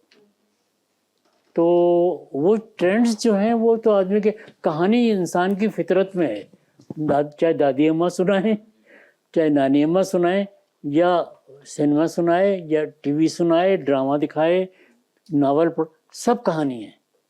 वो चाहता है कि डाइवर्शन चाहता है कि दिन भर वो काम करता रहा है, डॉक्टर है, इकोनॉमिस्ट है, क्लर्क है, इंजीनियर है, तो उससे डाइवर्शन चाहता है, तो उसका थोड़ा माइंड रिलैक्स हो जाता है, और कुछ नहीं। तो एम साहब, एक जो मेरा मुशाहिदा है डाइजेस्टों के बारे में, कि आपने कहा कि इंटरटेनमेंट है, एक डाइवर्जन है, बिल्कुल ठीक है, ऐसा ही है, लेकिन इसने हमारा जहन को यूँ खोला कि कई जॉनरे मुतारिफ़ कराए। मिसाल के तौर पे शायद हमारे अदब में उस वक्त बहुत कम था जो जासूसी अदब लिखा जा रहा हो, या सिर्री अदब बहुत कम होगा, लेकिन ये कि बाहर का लिटरेचर जब तर्जमा होकर, ज़्यादातर तो तलखीस शुदा ही था, लेकिन वो तर्जमा होकर जब डाइजेस्टो में शाया हुआ तो आपको एक बाहर का फ्लेवर बहरहाल मिला ही। ठीक है, लिखने वालों ने उसको अपने रंग में ढाला होगा, लेकिन कहानी की बुनत या उसका जो प्लॉट की जो एक वसअत है, वो हमने एक नया फ्लेवर मिला। और मेरा ख्याल बराबर महल होगा कि आपने भी गालबन कुछ तराजम जो है वो डाइजेस्टों के लिए किए, तो वो तराजम मैंने बहुत किए। वो तजर्बा आपका कैसा रहा, और उससे हमारे अदबी कैनवस को वसी करने में कितनी मदद मिली? बात यह है कि अंदाज तो मेरा अपना ही था। मुझसे ज़ाहिद अना ने कहा कि नावल नंबर आ रहा है, आप एक नावल को कंडेंस कर देंगे। कंडेंस का मतलब 300 350 सफ़े का, उसको डाइजेस्ट के 30 सफ़े में उर्दू में लिखना है, आप लिख लेंगे? मैंने कभी किया नहीं था। मैंने कहा जी मैं देखता हूँ, अंग्रेज़ी मेरी ठीक है। मैंने पढ़ा उसको, वो नावल था the man who missed the war. मैंने पढ़ा उसको, और पढ़ के मैंने अपने तौर पे ये किया कि उसको तर्जुमा या उसने किया, बल्कि उसको उठा के रख दिया, उसकी कहानी को लिख दिया। वो जो पढ़ा, और मेरे ख्याल हफ्ता 10 दिन बाद क्या निकल लिया आपने? मैंने कहा हाँ। अच्छा, एक और कर देंगे? मैंने कहा दे दें। मैंने ले लिया दूसरे को भी पढ़ा मैंने उसी तरह लिख के 30 सफ़े में, और फिर दे दिया। और वो शिकर पड़ गई, कहने लगी एक और कर देंगे? मैंने दे दें। उसमें कुछ 5 नावल थे, उनमें 3 मेरे थे, लेकिन वो मेरी टेक्निक ज़रा डिफरेंट थी कि दूसरे लोग तर्जुमा करते हैं, मैं तर्जुमा नहीं करता था, अपनी ज़ुबान में लिख देता था। तो हुआ ये कि वो इतने हिट हुए क्योंकि आम ज़ुबान में थे, आसान ज़ुबान में थे, तर्जुमा नहीं थे, कहानी उन्हीं की थी। आप इसको बेदयानती कह लें, चोरी कह लें, कुछ भी कह लें, कहानी उनकी थी, ज़ुबान मेरी थी। और उसमें जो गैर ज़रूरी था मैंने निकाल दिया था। तो ये बहुत हिट हुआ। ये शुरू में यही हुआ। तो वहाँ पर एक दुबई में हमारे एजेंट थे रिसालों के, करोड़पति लोग होते हैं वो आए मेरे पास, कह लगे इकबाल साहब बड़ा अच्छा लिखते हैं माशाल्लाह, बात ये वो फला टाइप का, और आपके नावल होता है ना तो रिसाला बिकता है, आके लोग देखते हैं इसमें है नहीं तो वापस रख देते हैं। मैंने कहा ये लगा ठीक है, शुक्रिया, बहुत शुक्रिया। कह लगे एक काम करें आप। क्या काम करूं? कह लगे थोड़ा सा मसाला डाल दें। मैं समझ गया उनकी बात। मैंने कहा देखिए बात ये है कि एक तो मैं वैसे ही शायर का बेटा हूँ और मेरा दिमाग भी कैसा ख़राब नहीं है, तो मैं कि ऐसा ये काम नहीं करना चाहता कि मर्द जो हैं वो बड़े शौक से पढ़ें, अपनी मेज़ की दराज में रख जाएं या तकिए के नीचे रख दें। मैं चाहता हूँ कि फैमिली पढ़े और कोई इसमें ऐसी बात ना हो। कहते हैं ना सर, हैं तो हर चंद हो मुशाहिदा हक की गुफ्तगू बनती नहीं है बादो सागर किए बगैर। तो पैसे शायद ज़्यादा मिलते, لیکن میں نے کہا نہیں، میں یہ کام نہیں کروں گا، بالکل نہیں کروں گا. یہ ایوب نام تھا اس کا، ہمارا انتقال ہو گیا، رحمت کرے ان پہ. لیکن میں نے کہا کہ یہ بات یہ کہ آپ کو پیسے کی شاید زیادہ مل جائے، کہ مگر مجھے یہ نہیں کرنا، مجھے نیک نامی ہی ٹھیک ہے. اچھا، اس سے میرے ذہن میں بھی ایک سوال ابھرا. شاید کچھ مصنفین ایسے تھے جو دوسرے کلمی نام سے لکھتے تھے. ایک تو ان کا مشہور نام ہے جو زبان زد عام ہوگا، اور ایک وہ کوئی اگر قدرے لو سٹینڈرڈ کی چیز لکھ رہے ہیں تو وہ کسی دوسرے نام سے لکھیں گے اور شاید اس سے وہ ان کو معاوضہ زیادہ مل جائے گا. ایک ٹرینڈ، اور اس کے بغیر یہ ٹاپک بڑا ادھورا رہ جائے گا، وہ آپ اس پہ بہتر روشنی ڈال سکیں گے کہ مثلاً اشتیاق احمد جو جاسوسی بچوں کے ناول نگار تھے، وہ اپنی خود جو ان کی آٹو بایوگرافی ہے اس میں وہ کہتے ہیں کہ غالباً وہ فیروز سنس کے پاس گئے تو انہوں نے کہا کہ اگر آپ فیمیل نیم سے ہمیں اپنا مسودہ دیں تو پھر ہم شائع کر دیں گے، کیونکہ مارکیٹ جو ہے وہ خواتین مصنف. یہ آج کی بات کر رہے ہیں؟ نہیں، یہ پہلے کی بات کر رہا ہوں. اچھا. تو اس زمانے میں غالباً ایم اے راحت ہیں جو عمران سیریز نجمہ صفی یا نغمہ صفی کے نام سے ان کی شائع ہوئی اولین. تو تھے تو وہ مرد لیکن خاتون کے نام سے لکھ رہے کیونکہ پبلشر کی ڈیمانڈ ہے وہاں پہ. اگر میں غلطی پر نہیں ہوں تو شروع میں آپ کو بھی شاید ایسا ہی کوئی تجربہ ہوا؟ ہاں، یہ میں نے ایک منور جہاں کے نام سے لکھا ہے، منور سلطانہ کے نام سے میری بیوی ہے، اور ایک سوا احمد کے نام سے میری بیٹی ہے. لیکن اس کی وجہ کیا ہے؟ اس کی وجہ یہ نہیں ہے، اس کی وجہ ہے ٹیکس سے بچنا، کہ پھر وہ آمدنی پر ٹیکس لگ جاتا تھا. اس طرح شین جمیل نے بطور فاطمہ اور وسیلہ خاتون کے نام سے لکھا، اور آپ کے یہ جو تھے احمد الیاس، انہوں نے اپنی بیگم کے نام سے لکھا. سب تقریباً سب نے کیا. اچھا، لائک یوزلی تو لوگ اصل میں جو ایک ٹرینڈ یہ ہے، کیونکہ یہ انگلش لٹریچر میں بھی ہے کہ اکثر فیمیل نیم سے لکھا جاتا ہے کیونکہ فیمیل ریڈرشپ زیادہ ہوتی ہے، وہ پھر زیادہ اس کا ایسوسیٹ کرتی ہیں، وہ ان کو زیادہ پسند کرتی ہیں. پر آپ نے جو ریزن بتایا بڑا یونیک ریزن بتایا. ہاں، تو آپ کو لگتا ہے باقی رائٹرز بھی یہی سوچتے ہوں کہ صرف ٹیکس بچ جائے گا؟ یہی میں جانتا ہوں نا، میرے ساتھ میری کولیگز ہیں، آئی نو اٹ. میں نے بھی اسی لیے کیا کہ انکم ٹیکس سے بچو. اور انکم ٹیکس دفتر میں ہمارا جو جاسوسی کا جو ان کے 4 رسالے تھے، اور ایک وزیر اینڈ کمپنی، وہ انکم ٹیکس ایڈوائزر تھے جی، انہیں کا کام کرتے تھے پورا سال. تو انہوں نے مجھ سے کہا کہ اقبال صاحب ٹیکس میرا دفتر پے کرتا تھا، میں نہیں کرتا تھا. تو انہیں کم کرنا تھا، انہیں نہیں کرنا تھا، انہوں نے ڈیوائڈ کر دیا کہ اس کی انکم یہ ہے. ابھی بھی مجھے بڑی پرابلم ہے. میرا اصل نام ہے اقبال احمد خان، اور دنیا مجھے احمد اقبال کے نام سے جانتی. بینک میں بڑا مسئلہ ہے کہ مجھے پیمنٹ ہوتی تھی احمد اقبال، میں نے کہا یہ کون ہے؟ یہاں تو آپ کا اکاؤنٹ اقبال احمد خان کے نام سے. اچھا، ایک آبزرویشن ہے کہ آپ کے رہ جائے کہ آگے پیچھے ہو کے سارے مسئلے پیسوں کے ساتھ آخر کار آ کے ریلیٹ ہوتے ہیں. یہ دنیا ساری اس کے بغیر چلتی نہیں. آپ چھوڑ دیں ساری باتیں بکواس ہے کہ آپ کی زندگی کی کامیابی اسی سے شروع ہوتی ہے. آپ کا غریب ہو یا امیر ہو، وہ کیوں کر رہا ہے؟ کیا وہ آپ کا خیال ہے کہ اگر جن حالات میں وہ رہ رہا ہے، جھگی میں رہ رہا ہے، ایک کمرے کے مکان میں رہ رہا ہے، تو وہاں رہنا چاہتا ہے؟ نہیں، اس کی مجبوری ہے، وہ نہیں کر سکتا. سر اس پہ جون صاحب کا بڑا ایک اچھا شعر ہے کہ یہاں تو جاذبیت بھی ہے دولت ہی کی پروردہ، یہاں تو جاذبیت بھی ہے دولت ہی کی پروردہ، یہ لڑکی فاقہ کش ہوتی تو بدصورت نظر آتی. تو بنیادی میں نے 2 کنفیشن کر لیے. جی ایک یہ کہ انکم ٹیکس کا مسئلہ، اور ایک یہ کہ جو انہوں نے کہا کہ آپ کو پیسے زیادہ دیں گے، آپ تھوڑا سا مسالہ ڈال دیں. میں نے کہا نہیں، میں نہیں. اچھا، یہی سوال میں آپ سے بھی پوچھنے لگی تھی کہ آپ نے کہا، ابھی آپ نے وہاں بیٹھے بولا، آپ نے کہا شکاری تو میں نے پیسوں کے لیے لکھا تھا. ہاں ٹھیک ہے. پھر آپ کہتے ہیں کہ بہت ساری چیزوں پہ آپ نے بولا کہ ان دی اینڈ گول از منی. تو پھر جہاں آپ نے ابھی آپ سے ان لوگوں نے کہا کہ آپ تھوڑا مسالہ ڈال دیں، ہم آپ کو اور پیسے دیں گے، تو وہاں پھر کیوں نہیں؟ مطلب لائک وہاں بھی تو بات پیسے کی ہونی چاہیے. میرے سمجھ لیجیے اخلاقیات کا مسئلہ آ گیا تھا. یہ میری اپنی پرسنل اس کا کچھ میں تھوڑا سا. تو اس کا مطلب اخلاقیات میٹر کرتی ہیں. اخلاقیات ڈیفینیٹلی. یہ تو تھوڑی پھر بہت سارے جو رائٹرز ہیں ان کے لیے پھر اپنا کام کا ایک اچھا اسٹینڈرڈ ہونا، ایک کام کی ایک معیار ہونا، وہ بھی بہت میٹر کرتا ہے. اخلاقیات جو ہے نا، یہ آپ کی سوسائٹی کی جو ایشو ہے نا، پیرامیٹرز، اس کے اندر رہنے کا نام ہے. ابھی میں آپ سے یہ کہہ رہا تھا کہ ہر گھر میں اخلاقیات کا معیار الگ ہے. ایک آدمی ہے, میں نے یہ بھی دیکھا ہے کہ بچے ہیں یہاں سے لے کر شروع ساروں نے ایک جیسے برقعے پہنے ہوئے ہیں. وہ ان کے باپ نے کیا ہے. جب 4-5 بچے ہیں تو سب ایک ہی جیسے کپڑوں میں عید کے, یہ ہوتا ہے. تو وہ بچوں نے تھوڑی کیا ہے. اب وہ باپ جو ہے وہ سارے مورالٹی کو سیٹ کرتا ہے کہ تمہیں فلاں اسکول میں جانا ہے, تمہیں کوئی ایجوکیشن میں جانا ہے یا انگلش میڈیم میں جانا ہے, وہ طے کرتا ہے.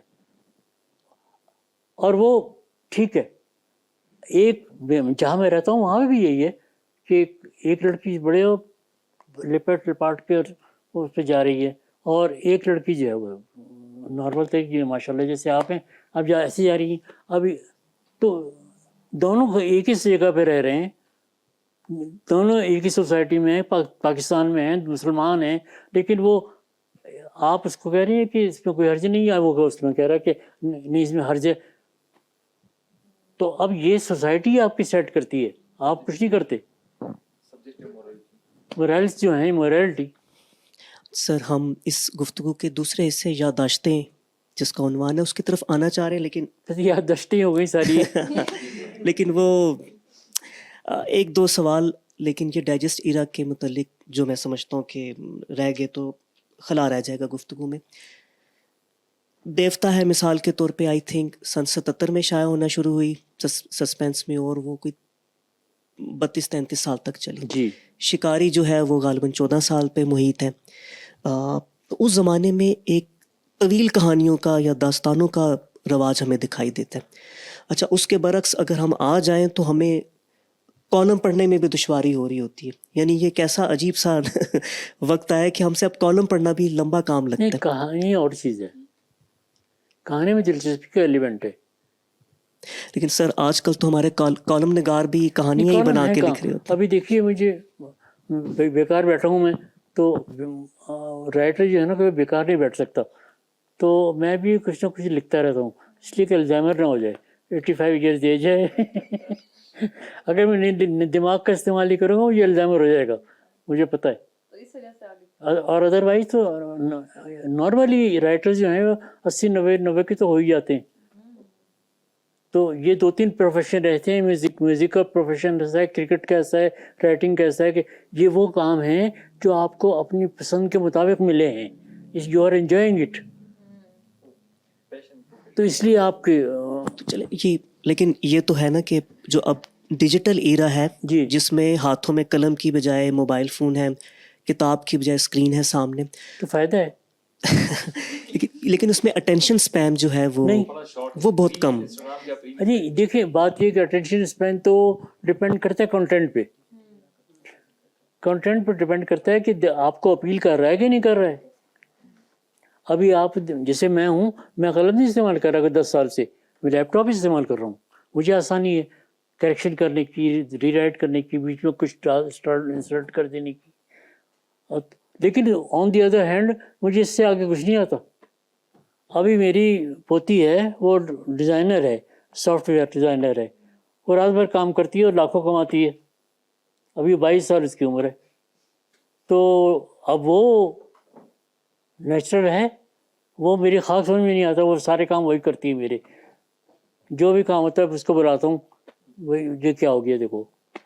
تو سب کا یہی حال ہے, سب کا یہی حال ہے کہ ہم کچھ نہیں جانتے کمپیوٹر وغیرہ کے بارے میں, سافٹ ویئر کے وغیرہ کے بارے میں.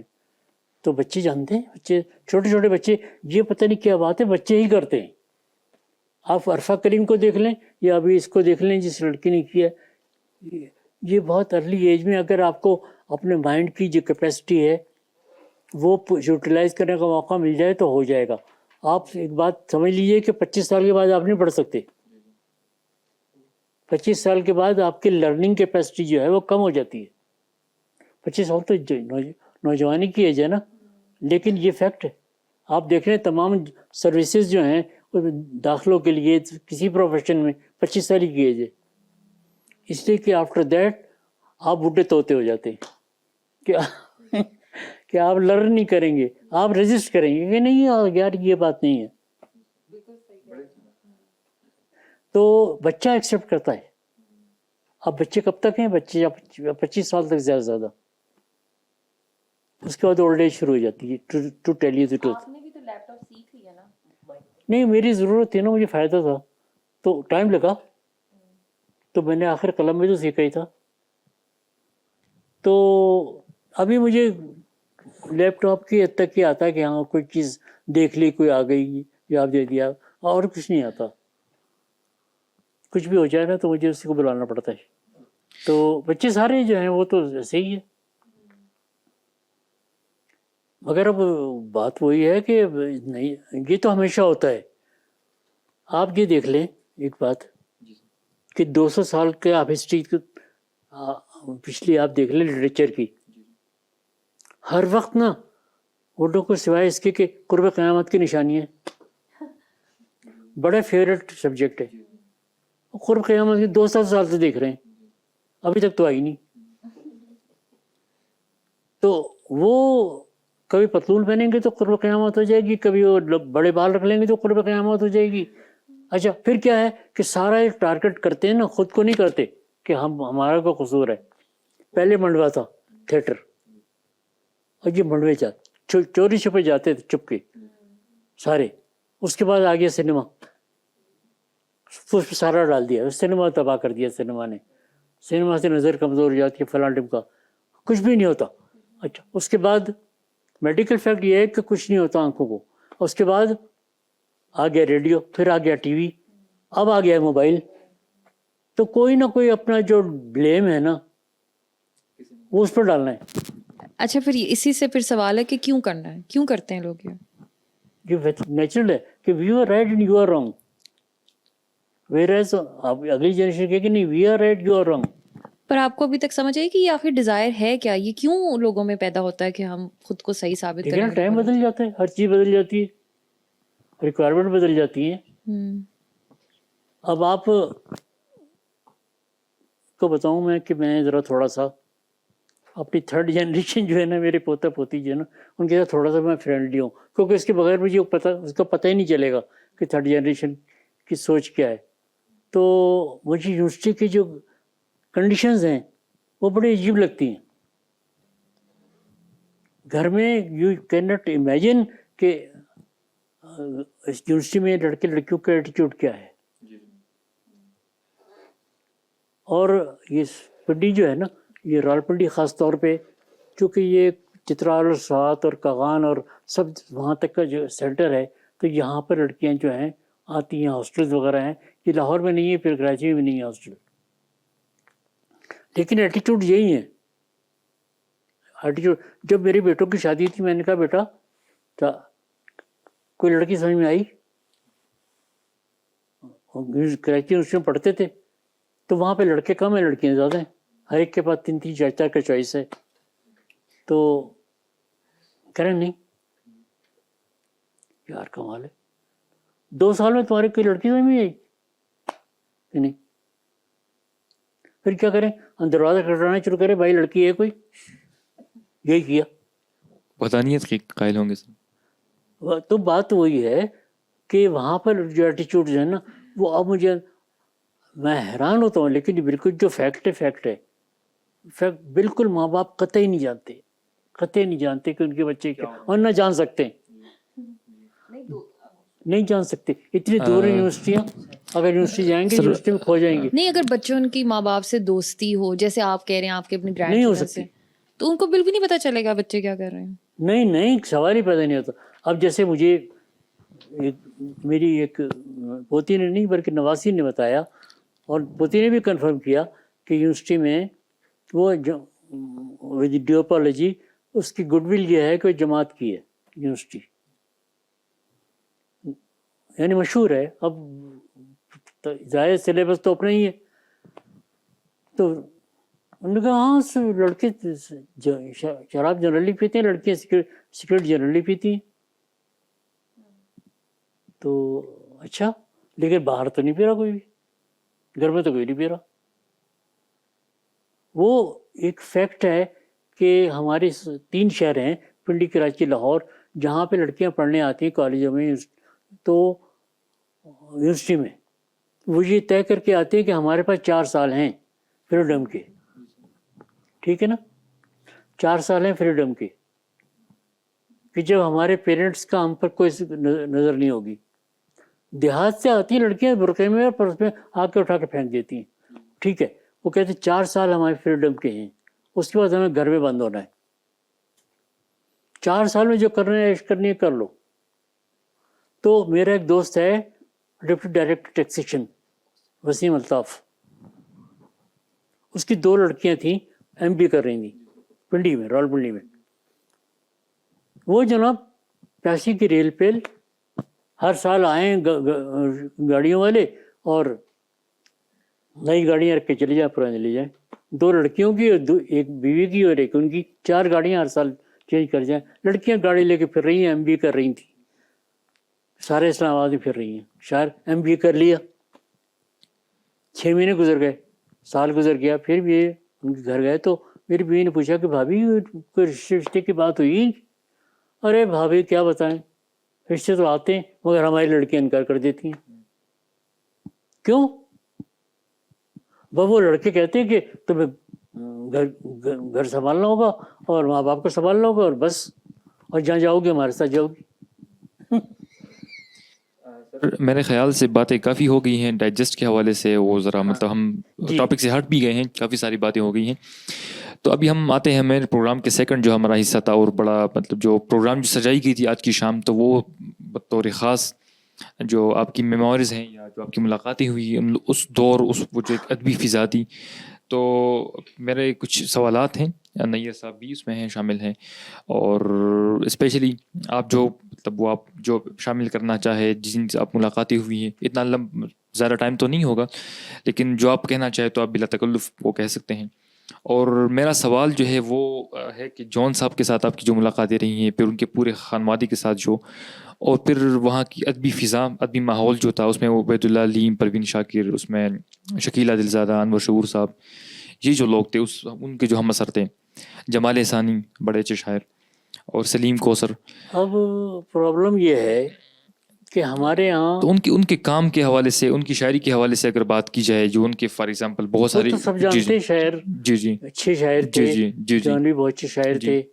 اب ہمارے یہاں بڑی پرابلم یہ ہے کہ ہم اپنے موریلٹی کے اسٹینڈرڈ پہ, اپنے اخلاقیات کے اس پر ان کو جج کرتے ہیں. کبھی سر میرے خیال سے ان کی جو نجی لائف تھی, یا ان کی جو مطلب وہ تھی, وہ تو کسی بھی شاعر کی اچھی نہیں ہوتی. آپ غالب کو دیکھ لیں, میر کو دیکھ لیں, ساغر کو دیکھ لیں, سب کی ایکسیپشن فار فیض. میرا خیال ہے ایک میں نے صرف فیض صاحب کو دیکھا ہے, واحد, کہ جو فیض صاحب کے ساتھ بھی آپ کا بڑا عرصہ گزرا ہے, میرے خیال میں کافی آپ کی ملاقاتیں ہوئی. تو ان کے ملاقاتیں میری کم ہوئی ہیں, مختصر ہوئی ہیں, لیکن بہرحال ان کا پورا لائف سب کے سامنے ہے. وہ شریف ترین آدمی مجھے لگے. باقی تو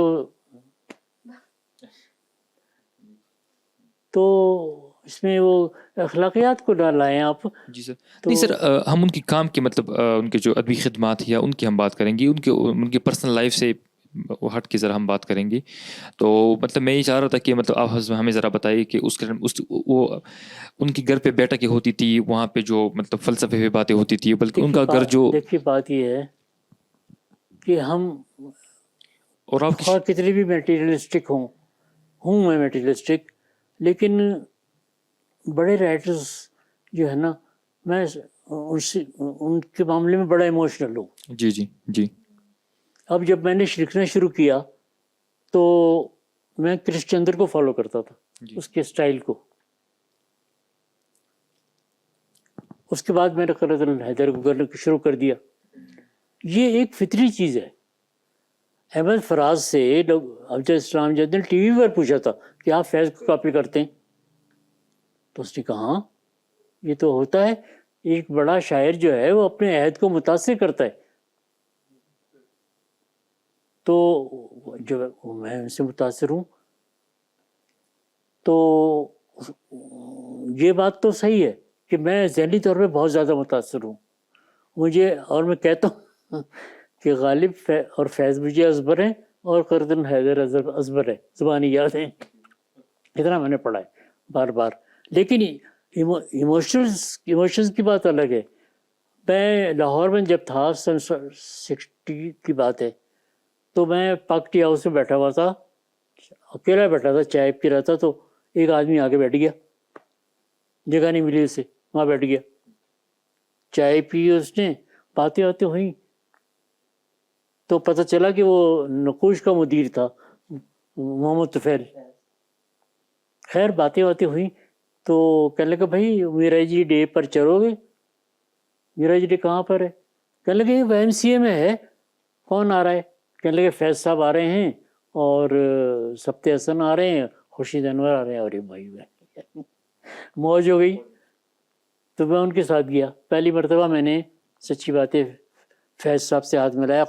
अब आप शायद सब्ते हसन को ना जानते हो, सब्ते हसन बहुत बड़े कम्युनिस्ट थे और उनके साथ पुलिस के 2 आदमी मुस्तकिल लगे रहते थे, पीछे खड़े रहते थे, हैट लगाते थे, सिगार पीते थे और परवाह ही नहीं करते थे। वो उनकी किताबें तो अपनी जगह हैं, माजी के मज़ार उनकी बड़ी नाची के मज़ार। हाँ, तो मैंने तो एक ही दफ़ा उनसे तो एक ही दफ़ा मिला हूँ मैं। तो ख्वाजा खुर्शीद अनवर, वो खुद एक पूरी इदारा थे, वो अथॉरिटी थे क्लासिकल म्यूजिक के हवाले से, म्यूजिशियन थे, डायरेक्टर थे, फिल्म मेकर थे। तो मैं तीनों से एक ही जगह मिला था। आप यकीन करें कि मैं उसके बाद ऐसा, मैंने कहा यार, मैंने फैज साहब से जब हाथ में लाया था पहली मरतबा, तो मुझे हाथ में से खुशबू आती थी। इमोशनल एक रिस्पॉन्स था मेरा। हाँ, तो मैं कहता कि यार, दूसरी मरतबा मैं फैज साहब से मिलने गया तो भुट्टो साहब के मुशीर हो गए थे। तो वहाँ पर उनके जो ऑफिस था वीरान पड़ा हुआ है, बंदा ना बशर। चौकीदार खड़ा था। मैंने कहा यार फैज साहब है? हाँ अंदर है। अकेले बैठे हुए थे। वो वजीरों वाली बात ही नहीं थी उनमें। जिसका दिल चाहे चोट उठा के चला जाए, मुझसे मिल ले। तो अब ये लोग और तरह के हैं, बिल्कुल मुख्तलिफ लोग हैं। जी सर।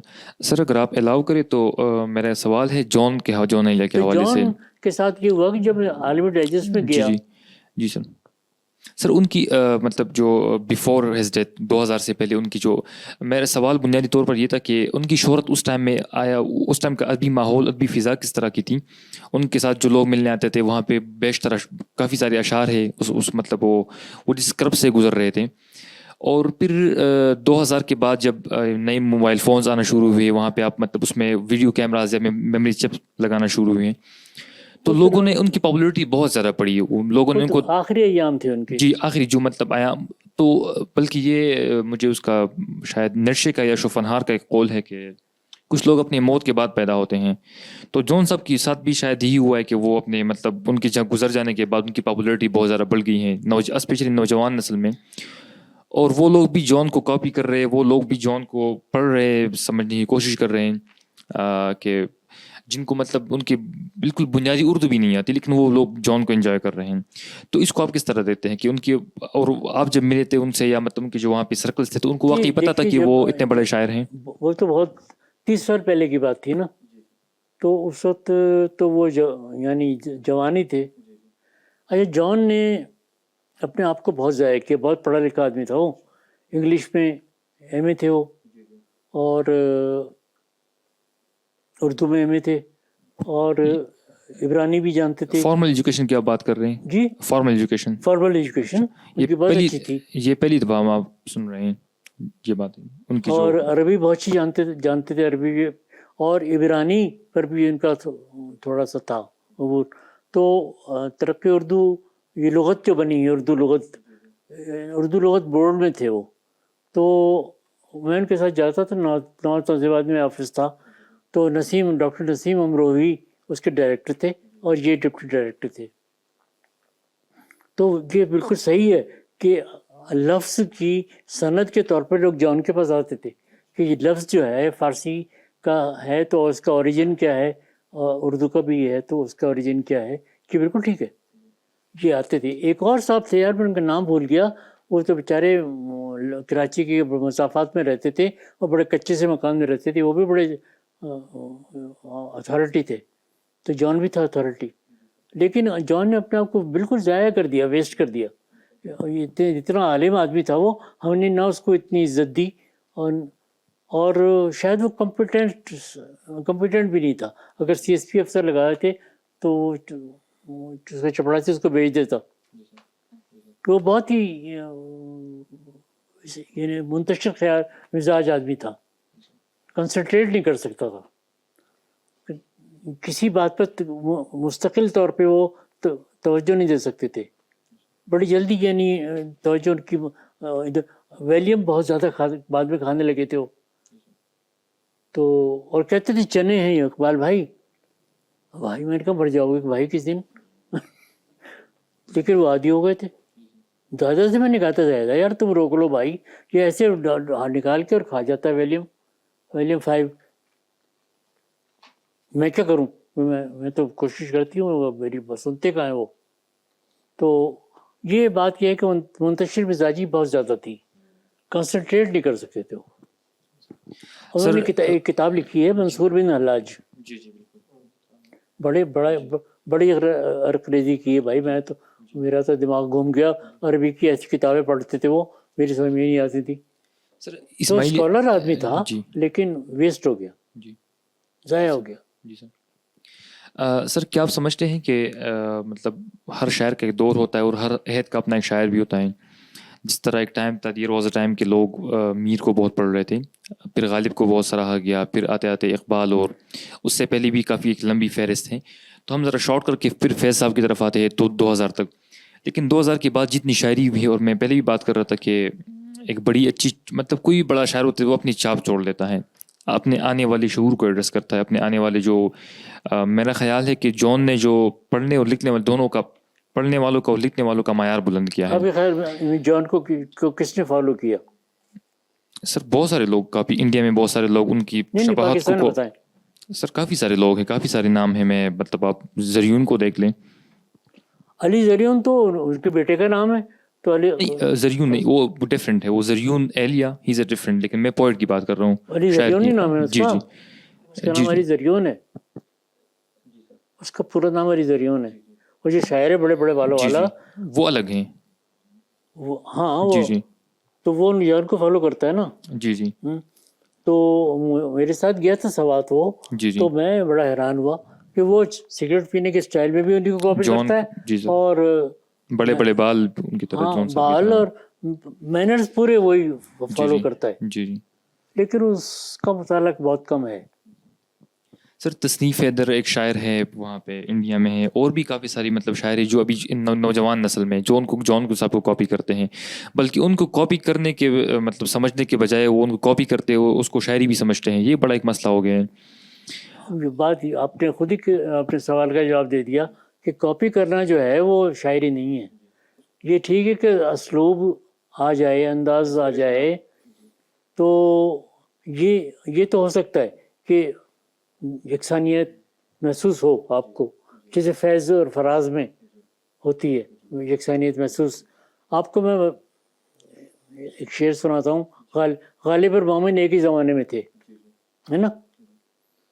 غالب کا شعر ہے کہ دل میں کیا تھا کہ تیرا غم جسے غارت کرتا, وہ جو ہم رکھتے تھے ایک حسرت تعمیر سو ہے. اور مومن کا شعر ہے, کیا ہے عشق کی غارت گری نے شرمندہ, سوائے حسرت تعمیر گھر میں خاک نہیں.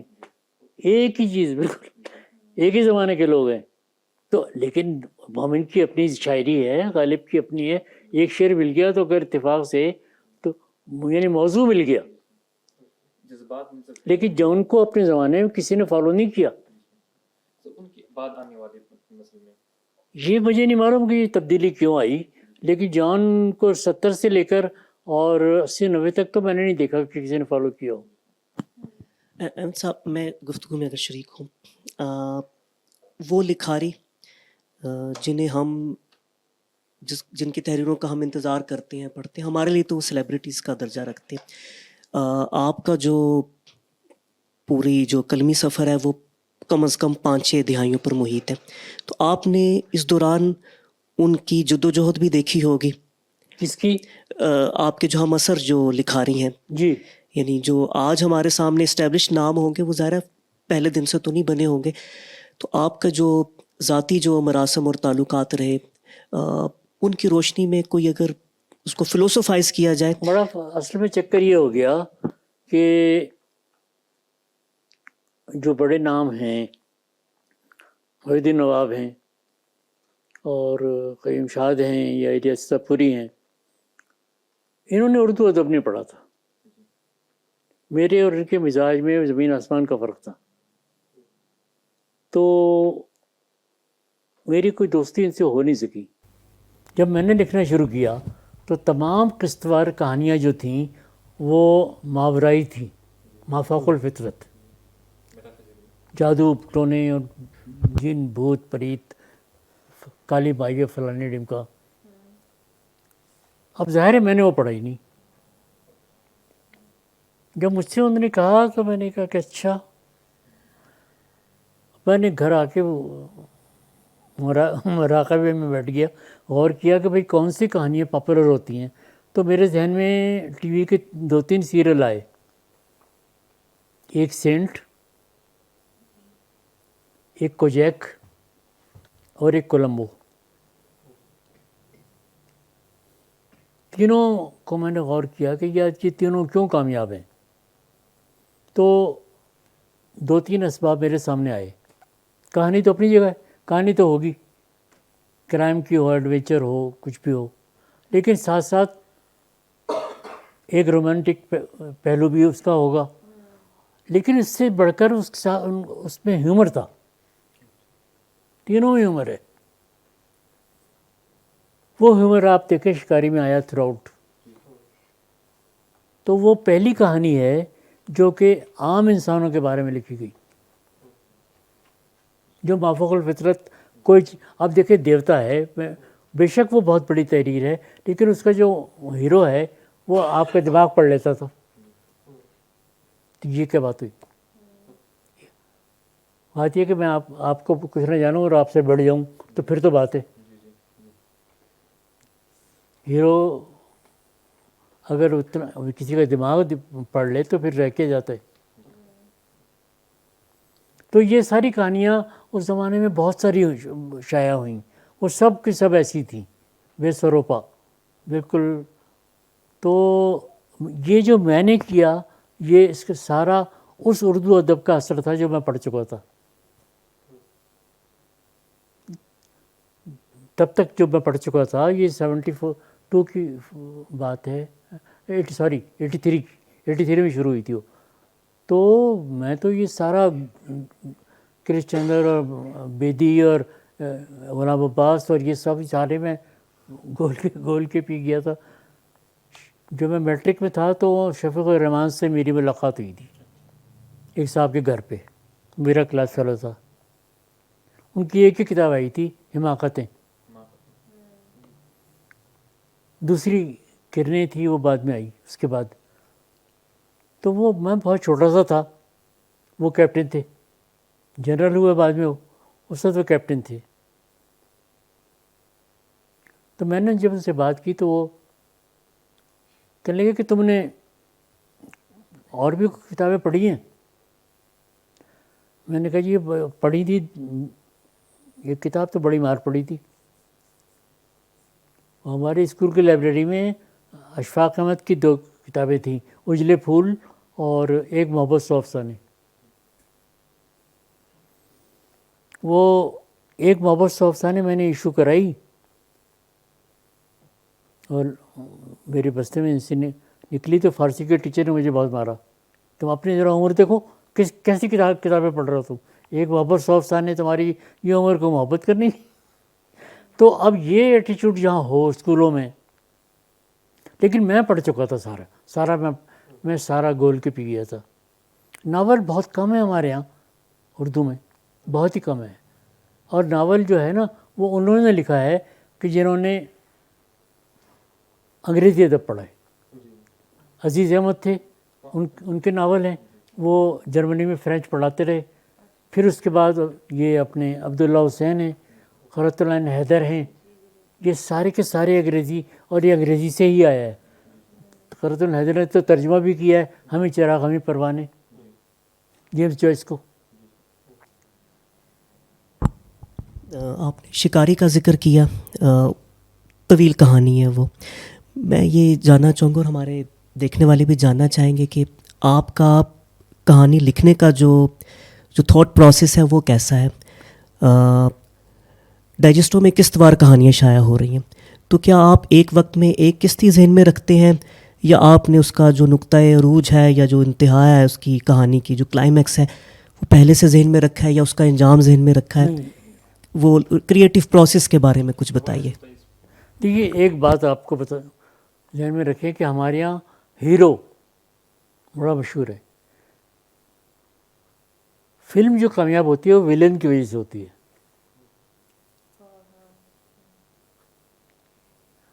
وہ جو قتل ہو گئے تھے نا، کیا نام تھا ان کا، 600 فلموں میں کام کیا تھا، سلطان رائی، سلطان رائی، ان کا اسلم پرویز، تو میرا بھی ویلن بہت اسٹرانگ تھا، چودھری دلاور۔ جب تک وہ اسٹرانگ نہیں ہوگا ہیرو کیا کرے گا، مکھیاں مارے گا؟ تو وہ اسٹرانگ ویلن بہت ضروری ہے اچھی کہانی کے لیے۔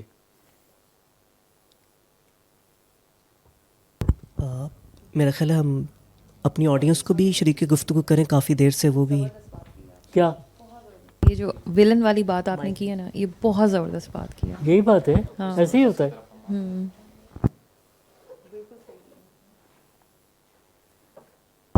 وہ ویسے ہی عذرائے تو فنون ذہن میں آ گئے، قصہ آدم کو رنگی کر گیا کس کا لہو، تو یہ جو کائنات کی بھی جو داستان ہے ہمارے سامنے، وہاں پہ بھی بڑا ایک توانا ویلن ہے۔ کم سے کم اقبال کی شاعری میں اگر ہم دیکھیں تو ابلیس کا کردار بہت ہی توانا ہے۔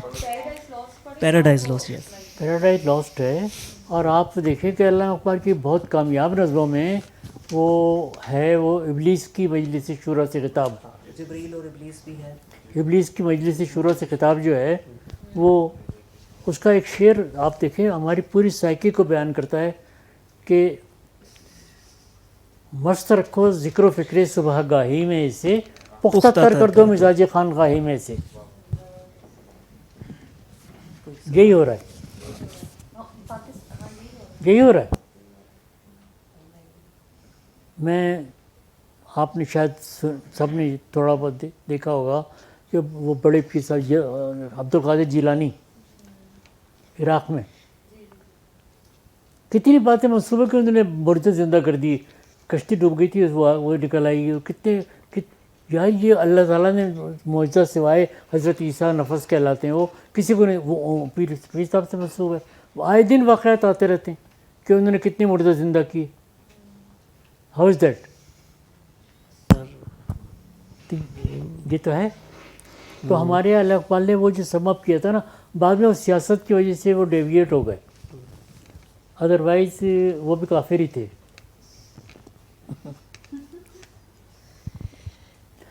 یہ بات صحیح ہے، بس سیاست میں آ گئے اور وہ دوسرے کچھ نکمے تھے، کام نہیں کرتے تھے، تو اس کی وجہ سے وہ نواب رامپور اور نواب بھوپال اور حیدرآباد ارسال کرتے رہتے وظیفے کے لیے، تو وظیفے مل جاتے تھے ان کو،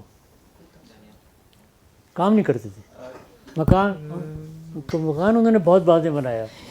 اصل میں چکر یہ ہے کہ باہر اطلاع کو لوگ سمجھتے ہیں کہ وکیل، باہر اطلاع وکیل نہیں ہوتا۔ قائد اعظم میں باہر اطلاع تھے، وکیل نہیں ہوتا۔ باہر اطلاع میرا بھتیجا بھی ہے وکیل، جب تک آپ LLB نہیں کر لیں آپ کورٹ میں نہیں جا سکتے۔ سر اس کو تو میں یوں فلوسفائز کروں گا کہ جو ہمارے مشاہیر ہیں یا جو بڑے نام ہیں، ہم ان کو سر اوپر کر کے دیکھتے ہیں، لیکن ہمیں یہ مد نظر رکھنا چاہیے کہ وہ تمام انسان ہی ہیں، ان کے اوپر کرٹیک بھی ہو سکتا ہے، اور ان کے فن کے اوپر، ان کے نظریات کے اوپر، ان کے فکر و فلسفے کے اوپر نقد و جرح ہونی بھی چاہیے، اور اس میں ہمیں گھبرانا نہیں چاہیے۔ میں اس سے یہ ٹیک آؤٹ لوں گا۔ ہمارے ساتھ دانیال ہیں، اور آپ دوستوں میں سے بھی کوئی اگر احمد صاحب کے ساتھ انٹریکٹ کرنا چاہے تو پلیز، ہاؤس از اوپن۔ جی My question may be a bit silly, but how does using a woman's name as a pseudonym help you in avoiding paying tax? Sorry میں نہیں یہ میں اس کی، آپ نے غالباً کہا نا منور سلطانہ کے نام سے آپ نے ابتدا میں، تو وہ اس طرف اشارہ کر رہے ہیں کہ یہ اس کی جواب اگرچہ آپ نے دے ہی دیا، لیکن یہ خیال آپ کے ذہن میں خود آیا یا پبلشر نے ڈالا؟ یہ انکم ٹیکس ایڈوائزر نے ڈالا۔ Yes, yes. Income tax adviser ने डाला. नहीं अच्छा, I got your point if I am not wrong. मुख्तलिफ नाम रखना था ना टैक्स इवेजन के लिए, तो वो खातून का नाम ही क्यों रखा गया? मैंने सही समझा या नहीं? देखिए ना, ये सब ने यही किया था. और बात ये है कि लाइफ पार्टनर है तो अब आप पड़ोसी का नाम तो नहीं रखेंगे ना. नहीं, पड़ोसी का लोग मकान छोड़ के चले जाए फिर. तो लोग बीवियों के नाम से प्रॉपर्टी भी होती है, इन्वेस्टमेंट भी होती है, अकाउंट भी होता है, जॉइंट अकाउंट है जिससे मेरा शोज़ है. तो No, वो I'm पहला asking. नाम उनका था, फिर उसके बाद ये ज़्यादा हो गई तादाद कहानियों की तो बेटी का नाम डाल दिया. ये तो कंपलसरी होगा ना कि पसंद हो वो इंसान आपको, कि बस आपने कहा बीवी है तो डाल दो. हाँ, तो वो एक नाम सबा अहमद का वो चलता रहा. वो मेरी सबसे बड़ी बेटी है, वो खुद दादी बन गई है, अब इतनी बड़ी है. तो वो सबा अहमद को लोग बहुत समझ जानते हैं. जब उसकी पहली कहानी शाया हुई तो वहाँ से हमें खतूत जो आए उसमें ये था कि भाई ये क्या चक्कर है, मंसूर के पर्दे में खुदा बोल रहा है. लोगों ने स्टाइल पहचान लिया. ठीक है. उमैर आप? सर बहुत शुक्रिया, आपकी गुफ्तगू सुन के बहुत मज़ा आया. आपने ये फरमाया कि जॉन ने अपने आप को ज़ाया किया. जी. इससे ऐसा महसूस होता है कि आप चाह रहे थे कि वो शायरी के अलावा कुछ और भी करते, या किस तरह ज़ाया की? यानी कि ज़ाया करने से मतलब यही है कि आप चाह रहे थे कि वो कुछ और भी करें अपनी ज़िंदगी में. तो इसको ज़रा थोड़ा सा एलैबोरेट कीजिएगा. बिल्कुल सही कहा आपने. वो बड़ी इल्मी खिदमत सर अंजाम दे सकते थे जो उन्होंने नहीं दी. वो प्रोफेसर हो सकते थे, वो लेक्चरर हो सकते थे, वो उससे ज़्यादा भी हो सकते थे, लेकिन वो नहीं हुए. पर एक शायर बने जिसको सब याद रख रहे हैं, उसके सामने लेक्चर प्रोफेसर क्या है? क्या? एक शायर थे वो ना, जो जिनका काम अभी तक पढ़ा जाता है, पसंद किया जाता है, उसके सामने लेक्चरर प्रोफेसर, तो ये तो कुछ भी नहीं है. एक प्रोफेशन एक अलग चीज़ है. हर आदमी को काम करता है. शायरी होल टाइम जॉब नहीं है. शायरी पे नहीं करती हर आदमी. इस्लाम जब अच्छा, आपने गाड़ी कैसे ली? हैं? आपने गाड़ी कैसे ली अपने, लाइक आपने अपनी लिख के हाँ लिख के ली. तो अब अमजद इस्लाम जब प्रोफेसर हैं, असर रदीम सैयद प्रोफेसर हैं, आरिफ इफ्तिखार जो हैं वो ग्रेड 20 में थे. तो ये ज़रूरी है. आमदनी का एक ज़रिया आपको अदब नहीं देता कुछ भी. सर मेरे ख्याल से आप जिस पॉइंट ऑफ व्यू से इसको देख रहे हैं, तो वो बड़े, मुझे तो यही लगता है कि उन्होंने जितना काम वो कर सकते थे उतना, उससे बल्कि ज़्यादा किया होगा, कम नहीं किया होगा. जितने तराजुम, जितनी उनकी आप फरनूद देख ले, आप उनकी डाइजेस्ट में मज़ामीन देख ले, फिर उनकी जो नज़में हैं, शायरी की 5 किताबें आ गई हैं, कुलियात उनकी है. तो मेरे ख्याल इस्माइलियों के लिए काफ़ी उन्होंने, मतलब 2.5 साल वो वहाँ पे वो रहे और वहाँ पे उन्होंने काफ़ी तराजुम किए उनके लिए. कुछ ज़्यादा नहीं है. जी नहीं, तवल्लुद के हिसाब से तो मेरे ख्याल में जॉन साहब कर सकते थे. उन्होंने मतलब वो दिन भर मतलब बोलने वाले, पढ़ने लिखने वाले आदमी थे. तो मेरे ख्याल में उनका दिन भर पढ़ने वाले आदमी नहीं थे वो. जी, वो पढ़ते ही नहीं थे. मैंने उनको पढ़ते नहीं देखा. तो ये उनके जो दोस्त हैं या उनके जो मतलब हम असर थे, उनसे हमने सुना हुआ है काफ़ी. अनमशहूर साहब से, शकील आदिलज़ादा, पीरज़ादा कासिम, क्या जी? शाहिद रासाम से, खालिद अहमद अंसारी से, उनसे हमने सुना हुआ है कि वो काफ़ी मतलब पढ़ने लिखने वाले आदमी थे. कौन? जॉन एलिया. मेरे ख्याल में तो नहीं थे. नहीं, आपने अभी खुद भी बताया था कि वो बहुत सी लैंग्वेजेस में अबूर रखते वो थे. और पहले जब मेरी मुलाकात हुई उससे पहले वो तमाम जो तालीम थी वो हासिल कर चुके हुए थे. हाँ, उससे ये तो शादी से होते ना. जब मैं उनसे मिला हूँ तो शादी को 6 महीने हुए थे. अच्छा, तो शादी के बाद उन्होंने पढ़ना लिखना छोड़ दिया? शादी से पहले पढ़ चुके थे. सब पढ़ चुके थे. मतलब वो ख़ानदानी जब उनके वालिद और वो सारे उनके भाई थे. ये तकी साहब ये 15 साल जंग के एडिटर रहे. तो उससे तो नहीं पढ़ा उन्होंने, लेकिन वो ख़ानदानी तौर पे कुछ वो, ये मुझे उनका बैकग्राउंड नहीं मालूम कि इंडिया में तालीम कहाँ से हासिल की. तो लेकिन ये कि उनको मैंने कभी ऐसे पढ़ते नहीं देखा. उन्होंने MA इंग्लिश, MA उर्दू आपने कहा था किया था. जी. हाँ. सर उनकी फॉर्मल एजुकेशन का तो मैंने आपसे सुना है, मुझे उसका इल्म नहीं था क्योंकि फॉर्मल एजुकेशन थी इस तरह. लेकिन वो उसको बड़ा ही गैर शायराना मतलब, या मतलब उनकी काफ़ी सारी इस कॉन्टेक्स्ट में उनके अशार भी हैं کہ وہ میرے خیال میں وہ جان جو صاحب جو تھے وہ سر تباہ شاعر تھے. آپ نے پہلے وہ اوپر سے نیچے تک شاعر تھے اور وہ صرف شاعر تھے. مطلب اٹس انف کہ انہوں نے اتنی کمال کی شاعری کی ہے. مطلب آپ کون جو آپ جان کے پڑھنے والے ہیں ان کو ویسا نشعور کہاں ملے گا, وہ شاعری کہاں ملے گی؟ دیکھیے 2-3 چیزیں ان کے ساتھ 2-3 ٹریجڈیز ہو گئیں. جی ایک تو یہ کہ وہ اپنی صلاحیت کو استعمال نہیں کر سکے خود, یہ ایک ٹریجڈی تھی. اگر وہ چاہتے تو وہ امجد اسلام امجد کی طرح یا عارف افتخار کی طرح یا احمد فراز کی طرح, تو میرے خیال میں پھر وہ جان ایلیا نہ ہوتے ہیں. نہیں کیوں نہیں ہوتے, کہ احمد یہ ان میں سے کون کم ہے؟ عارف افتخار کیا کم ہے یا احمد فراز کیا کم ہے؟ یہ مگر یہ کہ وہ گھر کے اندر ہی محدود رہے, جی جی باہر نہیں نکلے ہو. جی نہیں, پر ان کی جو ساری شاعری ہے وہ کہیں نہ کہیں سیلف ڈسٹرکشن کا, کہیں نہ خود کو ختم کر دینا محبت میں اور ان چیزوں کے بارے میں. تو اگر وہ اپنے نیچر میں ایسے نہ ہوتے کہ وہ اپنی ذات کو اتنا مٹیریلسٹک چیزوں سے ایسوسیٹ نہ, مطلب اب ان کے ذات میں نہیں تھا, ان کی شاعری میں نظر آتا ہے کہ ان کو یہ انٹرسٹ نہیں تھے, تو اگر ان کی ذات میں تو عجیب نہ لگتا, لائک کانٹرڈکشن نہ لگتی؟ نہیں, آپ مجھے بتائیں ان کی کنٹرڈکشن لگتی ہے آپ کو امجد اسلام امجد کے ڈرامہ میں اور شاعری میں؟ امجد اسلام امجد یہ کہتے ہیں کہ شاعری میرا پیشن ہے, وہ یہ کہتے ہیں. ڈرامے ان کے سپر ہٹ ہیں, سڑک ویران سنسان کرنے, وارث اور سمندر اور کون کون سے. اظہر الدین سید اتنے بڑے اسکالر, یعنی باقاعدہ کالج سے ایک طرح سے وہ نکالے گئے, کیونکہ وہ جیسے میں باتیں کر رہا ہوں ایسی باتیں وہ بھی کرتے ہیں, تو وہ تھک کے لڑکوں کو برگلاتے ہیں. لیکن یہ کہ سارے عارف افتخاری گریڈ 20 میں یا مختلف طرح کے چیئرمین رہے, اور تو یہ سب جو ہیں اپنے طور پہ کئی کی شاعری تو ڈسٹرب نہیں ہوئی. افتخار احمد کی افتخار عارف کی بہت اچھی شاعری ہے. ابھی ان پر تھوڑا سا عمر ہو گئی ہے نا, تھوڑا سا مذہبی رنگ غالب آ گیا ہے. ان کے جو نیا مجموعہ آیا ہے باغ گل سرخ, وہ کچھ مرثیہ نگاری کی طرف اور اہل تشریح کے جو ذریعات ہیں ادھر زیادہ چلے گئے. چلے خود سمجھ میں نہیں آیا کہ باقی گل سرخ کے کیا نام رکھا, تو گل وہ ادھر چلا گیا زیادہ.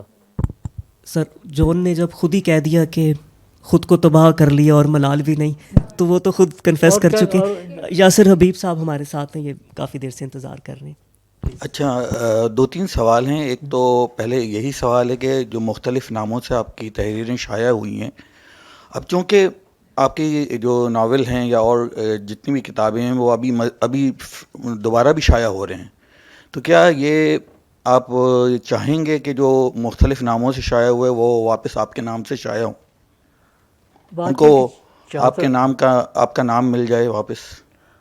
نہیں, آپ صحیح کہہ رہے ہیں, مگر اب ایک تو وقت نہیں ہے میرے پاس اتنا, اور اب میری کتابیں جو ہیں وہ PDF پر آ گئی ہیں ساری, تو میں خود تو ان چکروں میں نہیں پڑھتا, لیکن دوسرے لوگ پڑھے رہتے.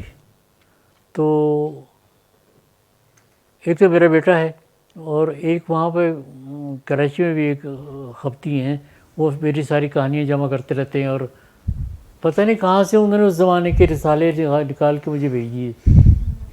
تو مجھ سے کسی نے کہا کہ آپ کے پاس, میرے پاس اب تک کوئی ریکارڈ نہیں ہے, جو چھپ گیا وہ چھپ گیا, باقی کوئی نہیں. تو اتنا زیادہ لکھا ہے کہ اگر وہ سب کچھ میں اپنے ریکارڈ گھر میں رکھتا تو خود کہاں رہتا. تو وہ میرے پاس وہ جو چھپ گیا وہ ہے, اور وہ شکاری جو اتنی موٹی 5 جلدیں ہیں. میں تو لوگوں پہ حیران ہوں, ایسے پاگل میں نے دیکھے ہیں, میں پاگل ہی کہوں گا ان کو اور کچھ نہیں, کہ ہر 3 سال بعد 4 سال بعد نکالتے ہیں ساری شکاری A to Z پڑھتے ہیں, پھر رکھ دیتے ہیں. اور بھائی کیوں کرتے ہو ایسا؟ کہتے ہیں وہ بس ہماری کچھ اردو ٹھیک ہو جاتی ہے اور ایکسپریشن ٹھیک ہو جاتا ہے. میرے پڑوس میں ایک اسسٹنٹ کمشنر آ کے رہا پڑوس میں, اس کی بیوی جو تھی وہ PIA میں ایئر ہوسٹس تھی انٹرنیشنل فلائٹس پہ. وہ کچھ 2-3 مہینے تو دیکھتا رہا دروازے کے نام کی تختی احمد اقبال لگی. ایک دن وہ آ گیا, آپ وہ تو نہیں وہ جو شکاری لکھتے تھے؟ میں نے کہا وہی, وہ گلے چھوڑ گیا, لے گیا ساتھ اپنے. اس کا باپ ڈائریکٹر نیشنل سیونگس تھا, تو دونوں باپ بیٹا ایک جیسے پاگل تھے. پوری شکاری رکھی ہوئی ہے اور پڑھتے ہیں پھر 3-4 سال بھول جاتے ہیں، پھر 3-4 سال نکالتے ہیں، پھر پڑھنے شروع کرتے ہیں. اب تک مجھے 11-12 آدمی مل چکے ہیں. مجھے خاک یاد نہیں، ایک لفظ نہیں یاد کہ میں نے کیا لکھا تھا. لوگ مجھ سے پوچھتے ہیں، میں نے کہا بھائی مجھے نہیں معلوم، مجھے نہیں یاد، مجھے نام یاد نہیں. 2-3 نام یعنی دلاور کا اور رابعہ کا. اور اب دیکھیں میں نے نام جو رکھے تھے ایسے رکھے تھے کہ یار کوئی کل کو مجھ پہ چڑھائی نہ کرے کہ آپ نے جی سندھیوں کو ذلیل کیا ہے، اور وہ کہے جی آپ نے ڈاکٹر کو ایسے نام رکھے تھے کہ جو ہوتے ہی نہیں ہیں سوسائٹی میں. اس کے باوجود، اتنی احتیاط کرنے کے باوجود، ایک نام آ گیا، وہ جو ہیروئن ہے رابعہ قاری. میں تو نہیں جانتا تھا کسی رابعہ قاری کو، میں نے تو ایسا نام رکھا تھا کہ جو ہوتا ہی نہیں، رابعہ قاری. لیکن وہ بھائی وہ پتہ چلا کہ وہ تو لاہور میں ایک وکیل ہے، اور وہ ایوب خان کے خلاف تحریک میں زخمی بھی ہو گئی تھی، وائس پریزیڈنٹ تھی بار کی. اس نے کبھی مجھ سے رابطہ نہیں کیا. مجھے تو یہ بات ابھی کوئی 5-7 سال پہلے پتہ چلی ہے کہ رابعہ قاری بھی تھی ایک ہائی کورٹ کے سامنے. اچھا، ایک دوسرا سوال اور بھی ہے جی کہ ڈائجسٹ تو آج کل ابھی بھی شائع ہو رہے ہیں کچھ سلسلے جیسے جاسوسی ہے، سسپنس ہے، اردو ہے. آپ ڈائجسٹ کا مستقبل کیا دیکھ رہے ہیں؟ ختم ہو گئے. اب کہاں آپ کا مستقبل؟ ماضی ہے. اب یہ بات یہ ہے کہ جب تک یہ اڈاپٹ نہیں کرتے آج کی نئی سیل پروموشن کی ٹیکنالوجی، تب تک یہ نہیں ہو سکتا. آن لائن اگر لائیں تو ہو جائے گا. آن لائن اگر آئیں، اب وہ ہمارے عالمی ڈائجسٹ جو تھا، عالمی ڈائجسٹ بڑا کامیاب جا رہا تھا، بہت کامیاب جا رہا تھا. لیکن وہ جو جان کے بڑے بھائی تھے عباس صاحب، جو عالمی کے مالک تھے، وہ اشتہار بازی کے قائل نہیں تھے. میں اتنا پڑھا ہوا آدمی، میں کہتا تھا عباس صاحب کہ سبرنگ والے پاگل ہیں جو جگہ جگہ ہورڈنگ لگا رہے ہیں. پنڈی سے پشاور تک، کراچی سے پشاور تک انہوں نے ہورڈنگ لگا دیے ہیں. اب کہنے لگے عباس صاحب اشتہار بازی سے کچھ نہیں ہوتا، جو عالمی کا قاری ہے وہ عالمی کا قاری رہے گا. میں نے کہا بھائی عالمی کا قاری مر بھی تو رہا ہے، نیا نہیں پیدا کرنا. ہر طریقے سے میں نے سمجھا کے دیکھ لیا ان کو کہ دیکھیں افراط زر کی یہ شرح ہے، اگر 5% ہے اور 5% آپ کی اشاعت بڑھ رہی تو وہیں کھڑیں. اگر 5% افراط زر کی ذرا ہے تو آپ کا 6% ہونا چاہیے، تو پھر تو آپ ترقی کر رہے ہیں. نہیں سمجھ میں آئی ان کی کھوپڑی بھی نہیں آئی. تو فیل ہونا ہی بند ہونا ہی تھا. یہ بالکل کوئی ایسی بات نہیں، یہ بالکل متوقع تھا. تو میں نے کہا ٹھیک ہے، جب تک چل رہا ہے چلنے دو، ورنہ میں خود لے لیتا. اچھا، ایک اور سوال بھی ہے. جی آپ کا عمومی رائے چاہیے، کیا مقبولیت، کسی ادیب کی مقبولیت اس کے معیار کی ضمانت ہوتی ہے، یا بہت سے ایسے ادیب ہوتے ہیں جن کو مقبولیت تو نہیں ملتی لیکن ان کا کام جو ہے وہ بہت زیادہ معیاری ہوتا ہے؟ کیونکہ سارے الفاظ جو ہے ریلیٹیو ہیں. کس کو آپ معیاری کہتے ہیں؟ آپ اس کو ایک کو معیاری کہتے ہیں، یہ دوسرے کو معیاری کہتی ہیں، تیسرے کو. ایک بات تو یہ مقبولیت جو ہے، یہ فلموں کا بھی یہی ہوتا ہے، سب چیزوں کا یہی ہوتا ہے. آپ ایک چیز پسند کرتے ہیں، میں دوسری پسند کرتا ہوں، تیسرا آدمی تیسری پسند کرتا ہے. فلموں میں بھی یہی ہوتا ہے. تو مقبولیت جو ہے وہ ان اٹ سیلف کوئی فکسڈ کرائٹیریا نہیں ہے. کڑھائی گوشت کی طرح ہے کہ میجارٹی پسند کر رہی ہے لیکن نہیں بھی پسند کر رہے. تو ہمارے اردو کا تو اتنی مختصر تاریخ ہے، اتنی انگریزوں کی تاریخ پرانی ہے. انہوں نے ایک طرح سے اپنے لٹریچر کو یا فکشن کو ڈیوائیڈ کر دیا ہے. ان کی ہسٹری کا فکشن الگ ہے، ہمارے نسیم حجازی کی طرح انہوں نے ڈسٹورٹ نہیں کیا، لیکن وہ الگ ہے. ایک رائٹر ہے، اس کا مجھے ابھی نام نہیں یاد آ رہا، صرف معاشی مسائل پہ لکھتا ہے. انڈسٹریل اور یہ میکینک انڈسٹریل جو کنفلکٹس ہیں، مقابلہ ہے اور صنعتی رقابت ہے، اس پر وہ سارے ناول اس کے اسی پہ آتے ہیں. تو انہوں نے ہر سبجیکٹ کو الگ کر دیا ہے. اس میں کرائم الگ آگے ہو گیا ہے, ہسٹری الگ ہو گئی ہے, اور پیور لٹریچر جو ہے وہ الگ ہو گیا ہے. اس پیور لٹریچر میں آپ سمجھ لیں کہ ایوارڈ ملتے ہیں, بکرز پرائز یا نوبل پرائز, اس میں کوئی کرائم ہسٹری نہیں آتی. اب یہ بکرز پرائز ملا ہے اس کو, نیپال کی خاتون ہیں, اب انڈیا میں ہیں, اس کا انور سین رائے نے ترجمہ کیا ہے ریت سمادھی. تو اس میں کرائم اور یہ سب نہیں لیتے وہ ہیومن فیلنگز اور ہیومن سائیکالوجی اور social conflicts, social problems, ethical problem, ان کو لیتے ہیں. یہ فرق ہے. تو ہمارے یہاں تو لکھا ہی نہیں جا رہا ہے ناول.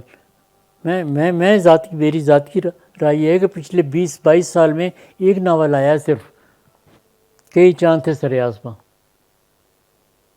صرف ایک ناول آیا ہے. فیس بک کا تو یہ حال ہے نا کہ جو آتا ہے نا ڈھول پٹتا ہوا آتا ہے. اردو ادب کا عظیم شاخہ, یہ وہ ایک لابی ہوتی ہے اس کی, وہ ڈھول پیٹنا شروع کر دیتی ہے. ہر ناول عظیم ناول ہے, کوئی ناول خراب تو ہے ہی نہیں. اور وہ ذاتی خرچے پہ سب چھاپ رہے ہیں, اپنے اپنے خرچے پہ. کوئی آج کل 1000 کسی کی تعداد نہیں چھپتی, 300 400 300 400. نہیں, جو عمیرہ احمد ہے ان کے بارے میں سنا ہے کہ وہ ٹھیک ہے, وہ ٹھیک ہے. عمیرہ احمد اور یہ نمرہ احمد دو, ان کے ناول بہت آتے ہیں اور 5-5 کلو کے آتے ہیں, تو بیگ میں ڈال کے دیتے ہیں. سر ابھی ہم چلتے ہیں اختتام کی طرف. بہت شکریہ, بڑا اچھا سیشن رہا. جی نیئر صاحب, سر بس یہی کہ مطلب جو نئے آنے والے لکھنے والے ہیں, جو مطلب اگر آپ کچھ ٹپس دینا چاہیں آپ کس طرح دیتے ہیں؟ کیا تو اگر آپ جو نئے لکھنے والے ہیں تو ان کو اگر آپ اپنی طرف سے اچھا لکھنا کیا ہوتا ہے, معیاری لکھنا کیا ہوتا ہے, ان کے اگر آپ کچھ ٹپس کے. بڑا مشکل ہے کسی کو بتانا کہ اچھا لکھنا کیا ہوتا ہے. ہر ایک کا اپنا. دیکھیے میرے پاس بہت آتے ہیں کہ آپ اب پھر وہی بات آ جاتی ہے کہ مشکل سے 5-7 ہزار الفاظ ہوتے ہیں, وہ ایک ترتیب سے آتے ہیں. میرا اسٹائل مشہور ہے, بہت زبردست تحریر, ایسی دلکش اور فلاں ٹائم کا. اردو ہے تو وہی اردو نا جو آپ اور میں بات کر رہے ہیں, بول رہے ہیں, یہی اردو ہے. تو دوسری بات یہ ہے کہ میں تو 2 لفظوں میں مشورہ دیتا ہوں, صرف 2 لفظ, مطالعہ اور مشاہدہ. اچھا, اب مشاہدہ کس کو کہتے ہیں؟ مشاہدہ میں یہ کہتا ہوں کہ مشاہدہ آپ میں دنیا کی سب سے نچلی سطح سے لے کے اوپر تک کہیں پر بھی آپ تکلف نہ کریں کہ یار یہ میری جگہ میرے جانے کے قابل نہیں ہے. میں تھوڑوں پر بھی بیٹھتا ہوں, تھوڑا پر بیٹھ کے کھانا بھی کھا لیتا ہوں. ٹیکسی ڈرائیوروں کے ایک دفعہ ہو گیا تھا, 10-15 ٹیکسی ڈرائیور جمع ہو گئے تھے. گیس کی لائن بند ہو گئی تھی, بجلی بند ہو گئی تھی, تو ٹیکسی ڈرائیوروں کے ساتھ میں گپ شپ کرتا رہا. ہر ٹیکسی ڈرائیور سے میری گپ شپ ہو جاتی ہے. تہذیب یہ بیکری ہے, اس کی جتنے ویٹر ہیں سارے میرے دوست ہیں.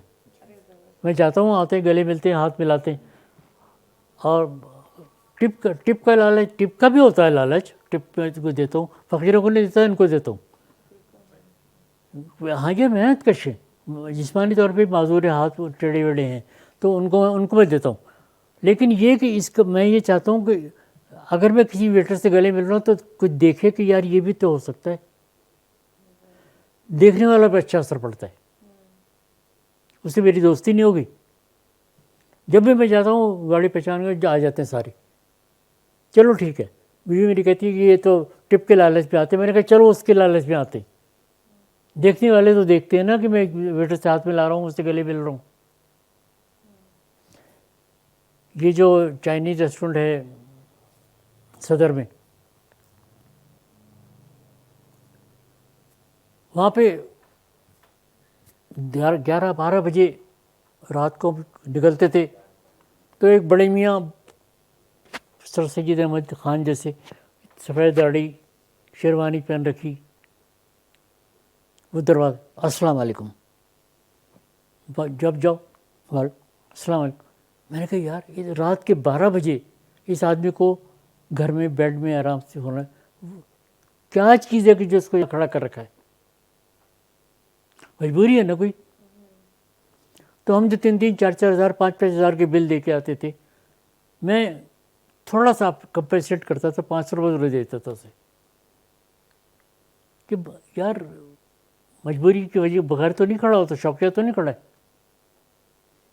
تو یہ جو چیز ہے، فقیر تو سارے ٹھیکیداروں کے ہوتے ہیں، فقیروں کو تو میں 1 پیسہ نہیں دیتا. لیکن ہاں جو محنت کش ہیں ان کی حالت واقعی خراب ہے. السلام علیکم جی آرام. سر، آپ نے فلم کے لیے کیوں نہیں لکھا؟ آپ نے فلم کے لیے یا ڈرامے کے لیے کیوں نہیں لکھا، ٹی وی کے لیے؟ سوری میں سمجھ بھی نہیں آ رہا. فلم یا ڈرامہ آپ نے کبھی کنسیڈر کیا یا آفر آئی یا کبھی لکھا آپ نے؟ ابھی میری آبیتی آ رہی ہے، اس کا بگننگ پہلا چیپٹر جو ہے جہاں سے شروع ہوتا ہے، یہ ہوا کہ جب میں نے اپنا نام اقبال احمد خان سے احمد اقبال کیا. کیوں کیا؟ اس زمانے میں جنگ کے ایک صحافی تھے، ان کا نام بھی اقبال احمد خان تھا. وہ فلمی رپورٹنگ کرتے تھے اور دنیا میں واحد آدمی ہیں جو پریس کانفرنس کے دوران انتقال کر گئے. ضیاء الحق کی پریس کانفرنس کے دوران ہارٹ اٹیک ہو گیا تھا. ایک ہی مثال ہے.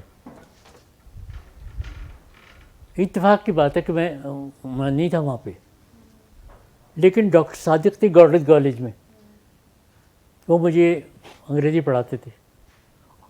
نئی بخاری انٹرویو لے رہا تھا، ان کا ایک پروگرام آتا تھا اس کا 45 منٹ کا.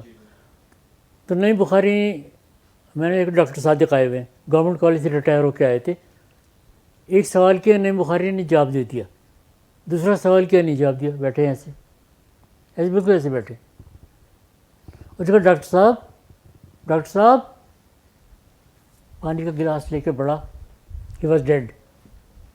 That is the only live death on T V.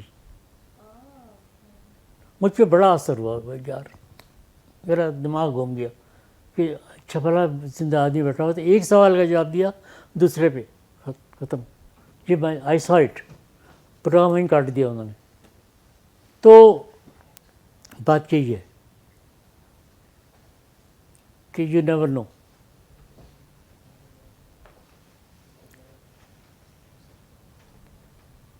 تو اب جو آپ کر سکتے وہ کر لیں. زندگی اتنی آپ کے پاس ہے، یو نیور نو. بہت لوگ مجھ سے عادت بھی ہے نا کہ یار ساری زندگی تو آپ نے گزار لی ہے، اب کچھ اللہ سے بھی لو لگا لیں آدمی کو. ہاں کچھ عذاب قبر کا بھی خیال کر لیں. ہاں اس ٹائپ کی باتیں کرتے ہیں. میں نے کہا بھائی اللہ میاں نے یہ سب دیا ہے، اور جو میں کہتا ہوں بالکل کہ مجھے خدا سے کچھ مانگنا ہو تو مانگنے کو کچھ نہیں ہے میرے پاس، کچھ بھی نہیں ہے، بالکل آنیسٹلی. تو میں نے کہا بات یہ ہے کہ زندگی کا مجھے کچھ پتہ نہیں. یہ کرکٹر آتا ہے سینچری کرنے کے ارادے سے آتا ہے، پتہ نہیں 20 بنائے گا، 40 بنائے گا، 100 بنائے گا، اس کو نہیں پتہ ہوتا. ایسے ہی میں بھی آگے ہوں. چلیں، آپ نے بہت مناسب مشورہ دیا. مطالعہ، مشاہدہ، اور اگر میں تو تیسرا ایڈ کروں، مشاہدہ جو ہے نا وہ یہ ہے کہ آپ بالکل لوویسٹ لیول پہ بھی جا کے بات کریں اور فیل نہ کریں. آپ کو پتہ چلے گا انسان کیا ہے، اس کے مسائل کیا ہیں، اس کے کمپلیکسز کیا ہیں. آپ اس کو باہر نکالیں اپنی باتوں سے، میں اس میں بس لکھ کریں. ایک اضافہ اگر میں کروں جی. کہ مطالعہ میں بھی وسیع مطالعہ ہو جس میں آپ باہر کا ادب بھی پڑھیں، جو نہیں ممکن نہیں ہے. جس حد تک ہو سکے. یعنی آپ دیکھیے ہم صرف انگریزی میں پڑھ سکتے ہیں، باقی دوسری زبانوں میں نوبل پرائز ملتے ہیں یا بکر پرائز ملتے ہیں، ہم نہیں پڑھ سکتے. ٹرانسلیشنز پڑھتے ہیں ہم. ٹرانسلیشن کبھی اوریجنل کے برابر نہیں ہوتی، بالکل ٹھیک. نہیں ہو سکتی. اس حوالے سے تو یہ کہا جا سکتا ہے نا کہ ہم اب آپ دیکھیے کیا حال ہے ذہنی افلاس جس کو کہتے ہیں نا، افلاس. سارا شگفتہ کا نام جانتے ہیں آپ؟ سارا شگفتہ ایک شاعرہ تھی، خودکشی کر لی تھی. اس نے احمد جاوید سے شادی کی تھی جو اقبال اکیڈمی کے ڈائریکٹر ہیں. جب خودکشی کی اس پر 3 ناول آ گئے. ایک ناول آیا ٹھیک ہے چلو اس کی زندگی پر آ گیا. انور سین رائے کے دوسرا ناول آ گیا. پھر تیسرا ابھی آیا. میں نے کہا یار کیا ہے، ایک عورت تھی شاعری کی، اس میں مر گئی خودکشی کر کے. کیا اس کے علاوہ کوئی موضوع نہیں ہے؟ کیا آپ کے ذہن میں کچھ نہیں آتا؟ کل کو چوتھا آدمی آ جائے گا، کون سا صحیح ہے؟ کون جانتا تھا اسے؟ ٹھیک ہے ٹریجڈیز ہوتی ہیں، خودکشیاں بھی کرتی ہیں لوگ. مصطفیٰ زیدی نے بھی خودکشی کی، ثروت حسین نے بھی خودکشی کی. تو یہ ذہنی افلاس ہے کہ آپ مشاہدہ نہیں کرتے، آپ مطالعہ نہیں کرتے. اب آپ نئی جنریشن جو ہے نا وہ تو سمجھتی ہے کہ جناب بڑا فاسٹ زمانہ آ گیا ہے، اپنے الیکٹرانک دور ہے اور بہت. تو اب کیا ضرورت ہے 100 سال پہلے کے لٹریچر پڑھنے کی؟ اور کیا ضرورت ہے 50 سال 30 سال 40 سال انتظار کرنے کی مشہور ہونے کے لیے؟ ہم تو 10 سال میں ہو جائیں گے، 5 سال میں ہو جائیں گے. نہیں ہوئے ابھی تک تو کوئی نہیں ہوا. 12 سال سے تو میں فیس بک پہ بیٹھا ہوں. فیس بک سے میرے ذہن میں آیا کہ آپ نے پہلے اڈیپٹیبلٹی کا ذکر کیا کہ جدید رجحان یا جو جدید ضروریات ہیں اس کے مطابق خود کو ڈھالنا چاہیے. اور آپ فیس بک میں خود بھی آپ کو فالو کرتا ہوں، آپ تواتر سے لکھتے ہیں اور اپنی رائے کا اظہار کرتے ہیں اور نوجوانوں کے ساتھ بھی ظاہر کنیکٹ ہوتے ہیں. آخری سوال کے طور پہ میں یہ پوچھنا چاہوں گا کہ جو یوتھ ہیں وہ بڑی حد تک مایوس دکھائی دیتی ہیں حالات سے. آپ ان کو کیا مشورہ دینا چاہیں گے، کیا نصیحت کریں گے؟ کیا آپ بھی مایوس محسوس کرتے ہیں یا آپ پر امید رہتے ہیں؟ نہیں، میں مایوسی زندگی میں میری کبھی نہیں آئی. تو بات کی وہی ہے کہ مواقع نہیں ہیں، لیکن سب سے بڑی وجہ غالباً یہ ہے کہ میں اپنی ساری نسل کو بھی دیکھتا ہوں کہ نوکریوں پہ ڈپینڈنٹ ہیں. آپ اپنے ہاتھوں پہ اپنا ہاتھ جگن ناتھ ہاتھوں پہ ٹرسٹ کریں، اپنے ذہن پہ ٹرسٹ کریں، اوریجنلٹی پر. اوریجنلٹی سکھائی نہیں جا سکتی. تو میرے خیال میں تو راستے کم نہیں ہیں، واقع کم نہیں ہیں. ایک انگریزی کا محاورہ ہے کہ there is always room at the top. اوپر کی جگہ ہمیشہ خالی ہوتی. ایک انڈیا کی ہندو عورت جو ہے وہ گوگل کی ہیڈ کیسے بن گئی؟ There is always room at the top. بس ذہن کو وسیع کرنا ضروری ہے، اپنے تعصبات سے نکلنا ضروری ہے. وہ سب چھوڑ دیں. آپ اپنے سمجھیں کہ میں اکیلا ہوں اور مجھے کامیاب ہونا ہے. کامیابی کی بنیاد پیسہ ہے، بالکل، اور کچھ نہیں ہے. معاشی سارے استحکام آپ کے جو ضروری خواب ہے. ہیں، آپ کی جو آپ کو حاصل کرنا ہے وہ سب پیسے سے آئیں گے، اس کے بغیر نہیں آئیں گے. چلے یہ بلکہ سکون کیا چیز ہوتی ہے؟ سکون چلے اس کو سر میں اس کو یوں میں لپیٹتا ہوں کہ آج ہمارا سب سے بڑا مسئلہ شاید اکانومی ہے پاکستان کے. اگر ہم دیکھیں تو ایک فرد کی اکانومی بھی ضروری ہے، ایک فیملی یونٹ کی بھی، ایک سماج کی بھی، ایک ملک کی بھی. تو احمد صاحب جس طرف اشارہ کر رہے ہیں میں اس کو یوں لے رہا ہوں کہ اکنامک سسٹیننس بہت ضروری ہے، اس کے بغیر آپ بدحال ہو جائیں. ابھی میں نے فیس بک پہ بھیجی تھی کہ میں بجلی کے بل سے خودکشی نہیں کروں گا، کبھی بھی نہیں کروں گا. میں لالٹین سے میٹرک کیا تھا, میں لالٹین کے ساتھ زندہ رہوں گا. اگر تب زندہ رہ سکتا تھا جب میں بچہ تھا, تو آج کیوں نہیں رہ سکتا؟ میں مروں گا نہیں, بس یہی بات ہے. آپ سلامت رہیں, صحت تندرستی کے ساتھ, اور لکھتے رہیں. میں ٹینچ باٹا میں رہتا تھا, لالٹین سے پڑھا ہے میں نے. تو اب میرے پاس دنیا بھر کی لگژریز ہیں, اتنا بڑا ٹی وی ہے, ساؤنڈ سسٹم ہے. ہیں نہیں, مہنگائی نہیں, چلانے نہیں دے رہے گا بچے. مہنگائی کی وجہ نہیں, مجھے کوئی فائنینشیل پرابلم نہیں. سر آپ وہ کہتے کہ آپ مار دیں گے کسی میں. میں نے کہا میں ماروں یا نہ ماروں, کوئی مارے گا تو وہ آئے گا مجھ پر ہی. تو میں نے کہا ان ڈرائیو ہے, سب کچھ ہے, بس ٹھیک ہے. چلیں احمد صاحب, ظاہرہ جناب آپ تھینک یو ویری مچ. آپ نے سنی میری بکواس. میں بہت ارے نہیں, کنکلوڈنگ ریمارکس میں ایک تو یہ کہ آپ کا 5-6 دہائیوں کا یہ تخلیقی سفر ہے. آپ چاہے اس کو جیسے بھی ریٹ کریں, لیکن جو ہم پڑھنے والے ہیں ہم تو اس سے بہت محظوظ ہوئے, اور آپ نے خوشی دی اپنے قارئین کو. اور ہماری خواہش ہوگی کہ آپ کا ذہن یوں ہی ذہن رسا رہے, آپ کا قلم یوں ہی چلتا رہے. آخر میں بس میں یہ جملہ کہنا چاہوں گا, یاسر حبیب صاحب آپ مجھے امید ہے توثیق کریں گے اس بات کی, کیونکہ آپ کے سوال سے ہی وہ میرے ذہن میں خیال آیا. ایک زمانہ تھا کہ سب رنگ 1.5 لاکھ, اور یہ میں ابھی بہت دھیان سے ہلکی فگر کوٹ کر رہا ہوں, شاید 2.5-3 لاکھ پہ بھی کوئی لوگ کہتے ہیں. وہ زمانہ تھا کہ ہمارے ڈائجسٹ جو ہیں وہ لاکھوں, ہزاروں, لاکھوں کی تعداد میں نہ صرف شائع ہوتے تھے, خریدے بھی جاتے تھے, اور وہ صرف ایک آدمی اگر خرید رہا ہے تو 10 لوگ 20 لوگ پڑھ رہے ہیں. تو جو بھی تھا کم سے کم ایک لٹریری انگیجمنٹ کسی نہ کسی رنگ میں تھی.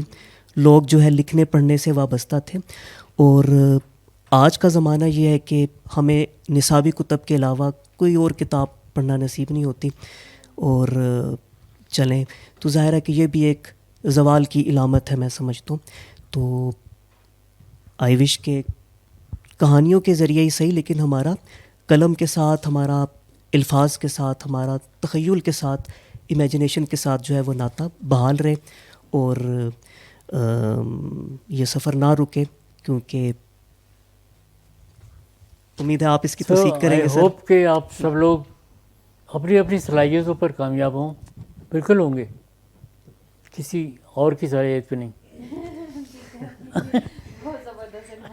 چلیں اس کے ساتھ ہی آپ لوگوں کی آمد کا بہت شکریہ. احمد صاحب آپ نے ہمیں اتنا وقت دیا, کاش ہم یہ نشست مزید جاری رکھتے اور آپ سے ہمیں سننے کو ملتا. بات گپ شپ ہو گئی. بہت شکریہ جی, تھینک یو ویری مچ.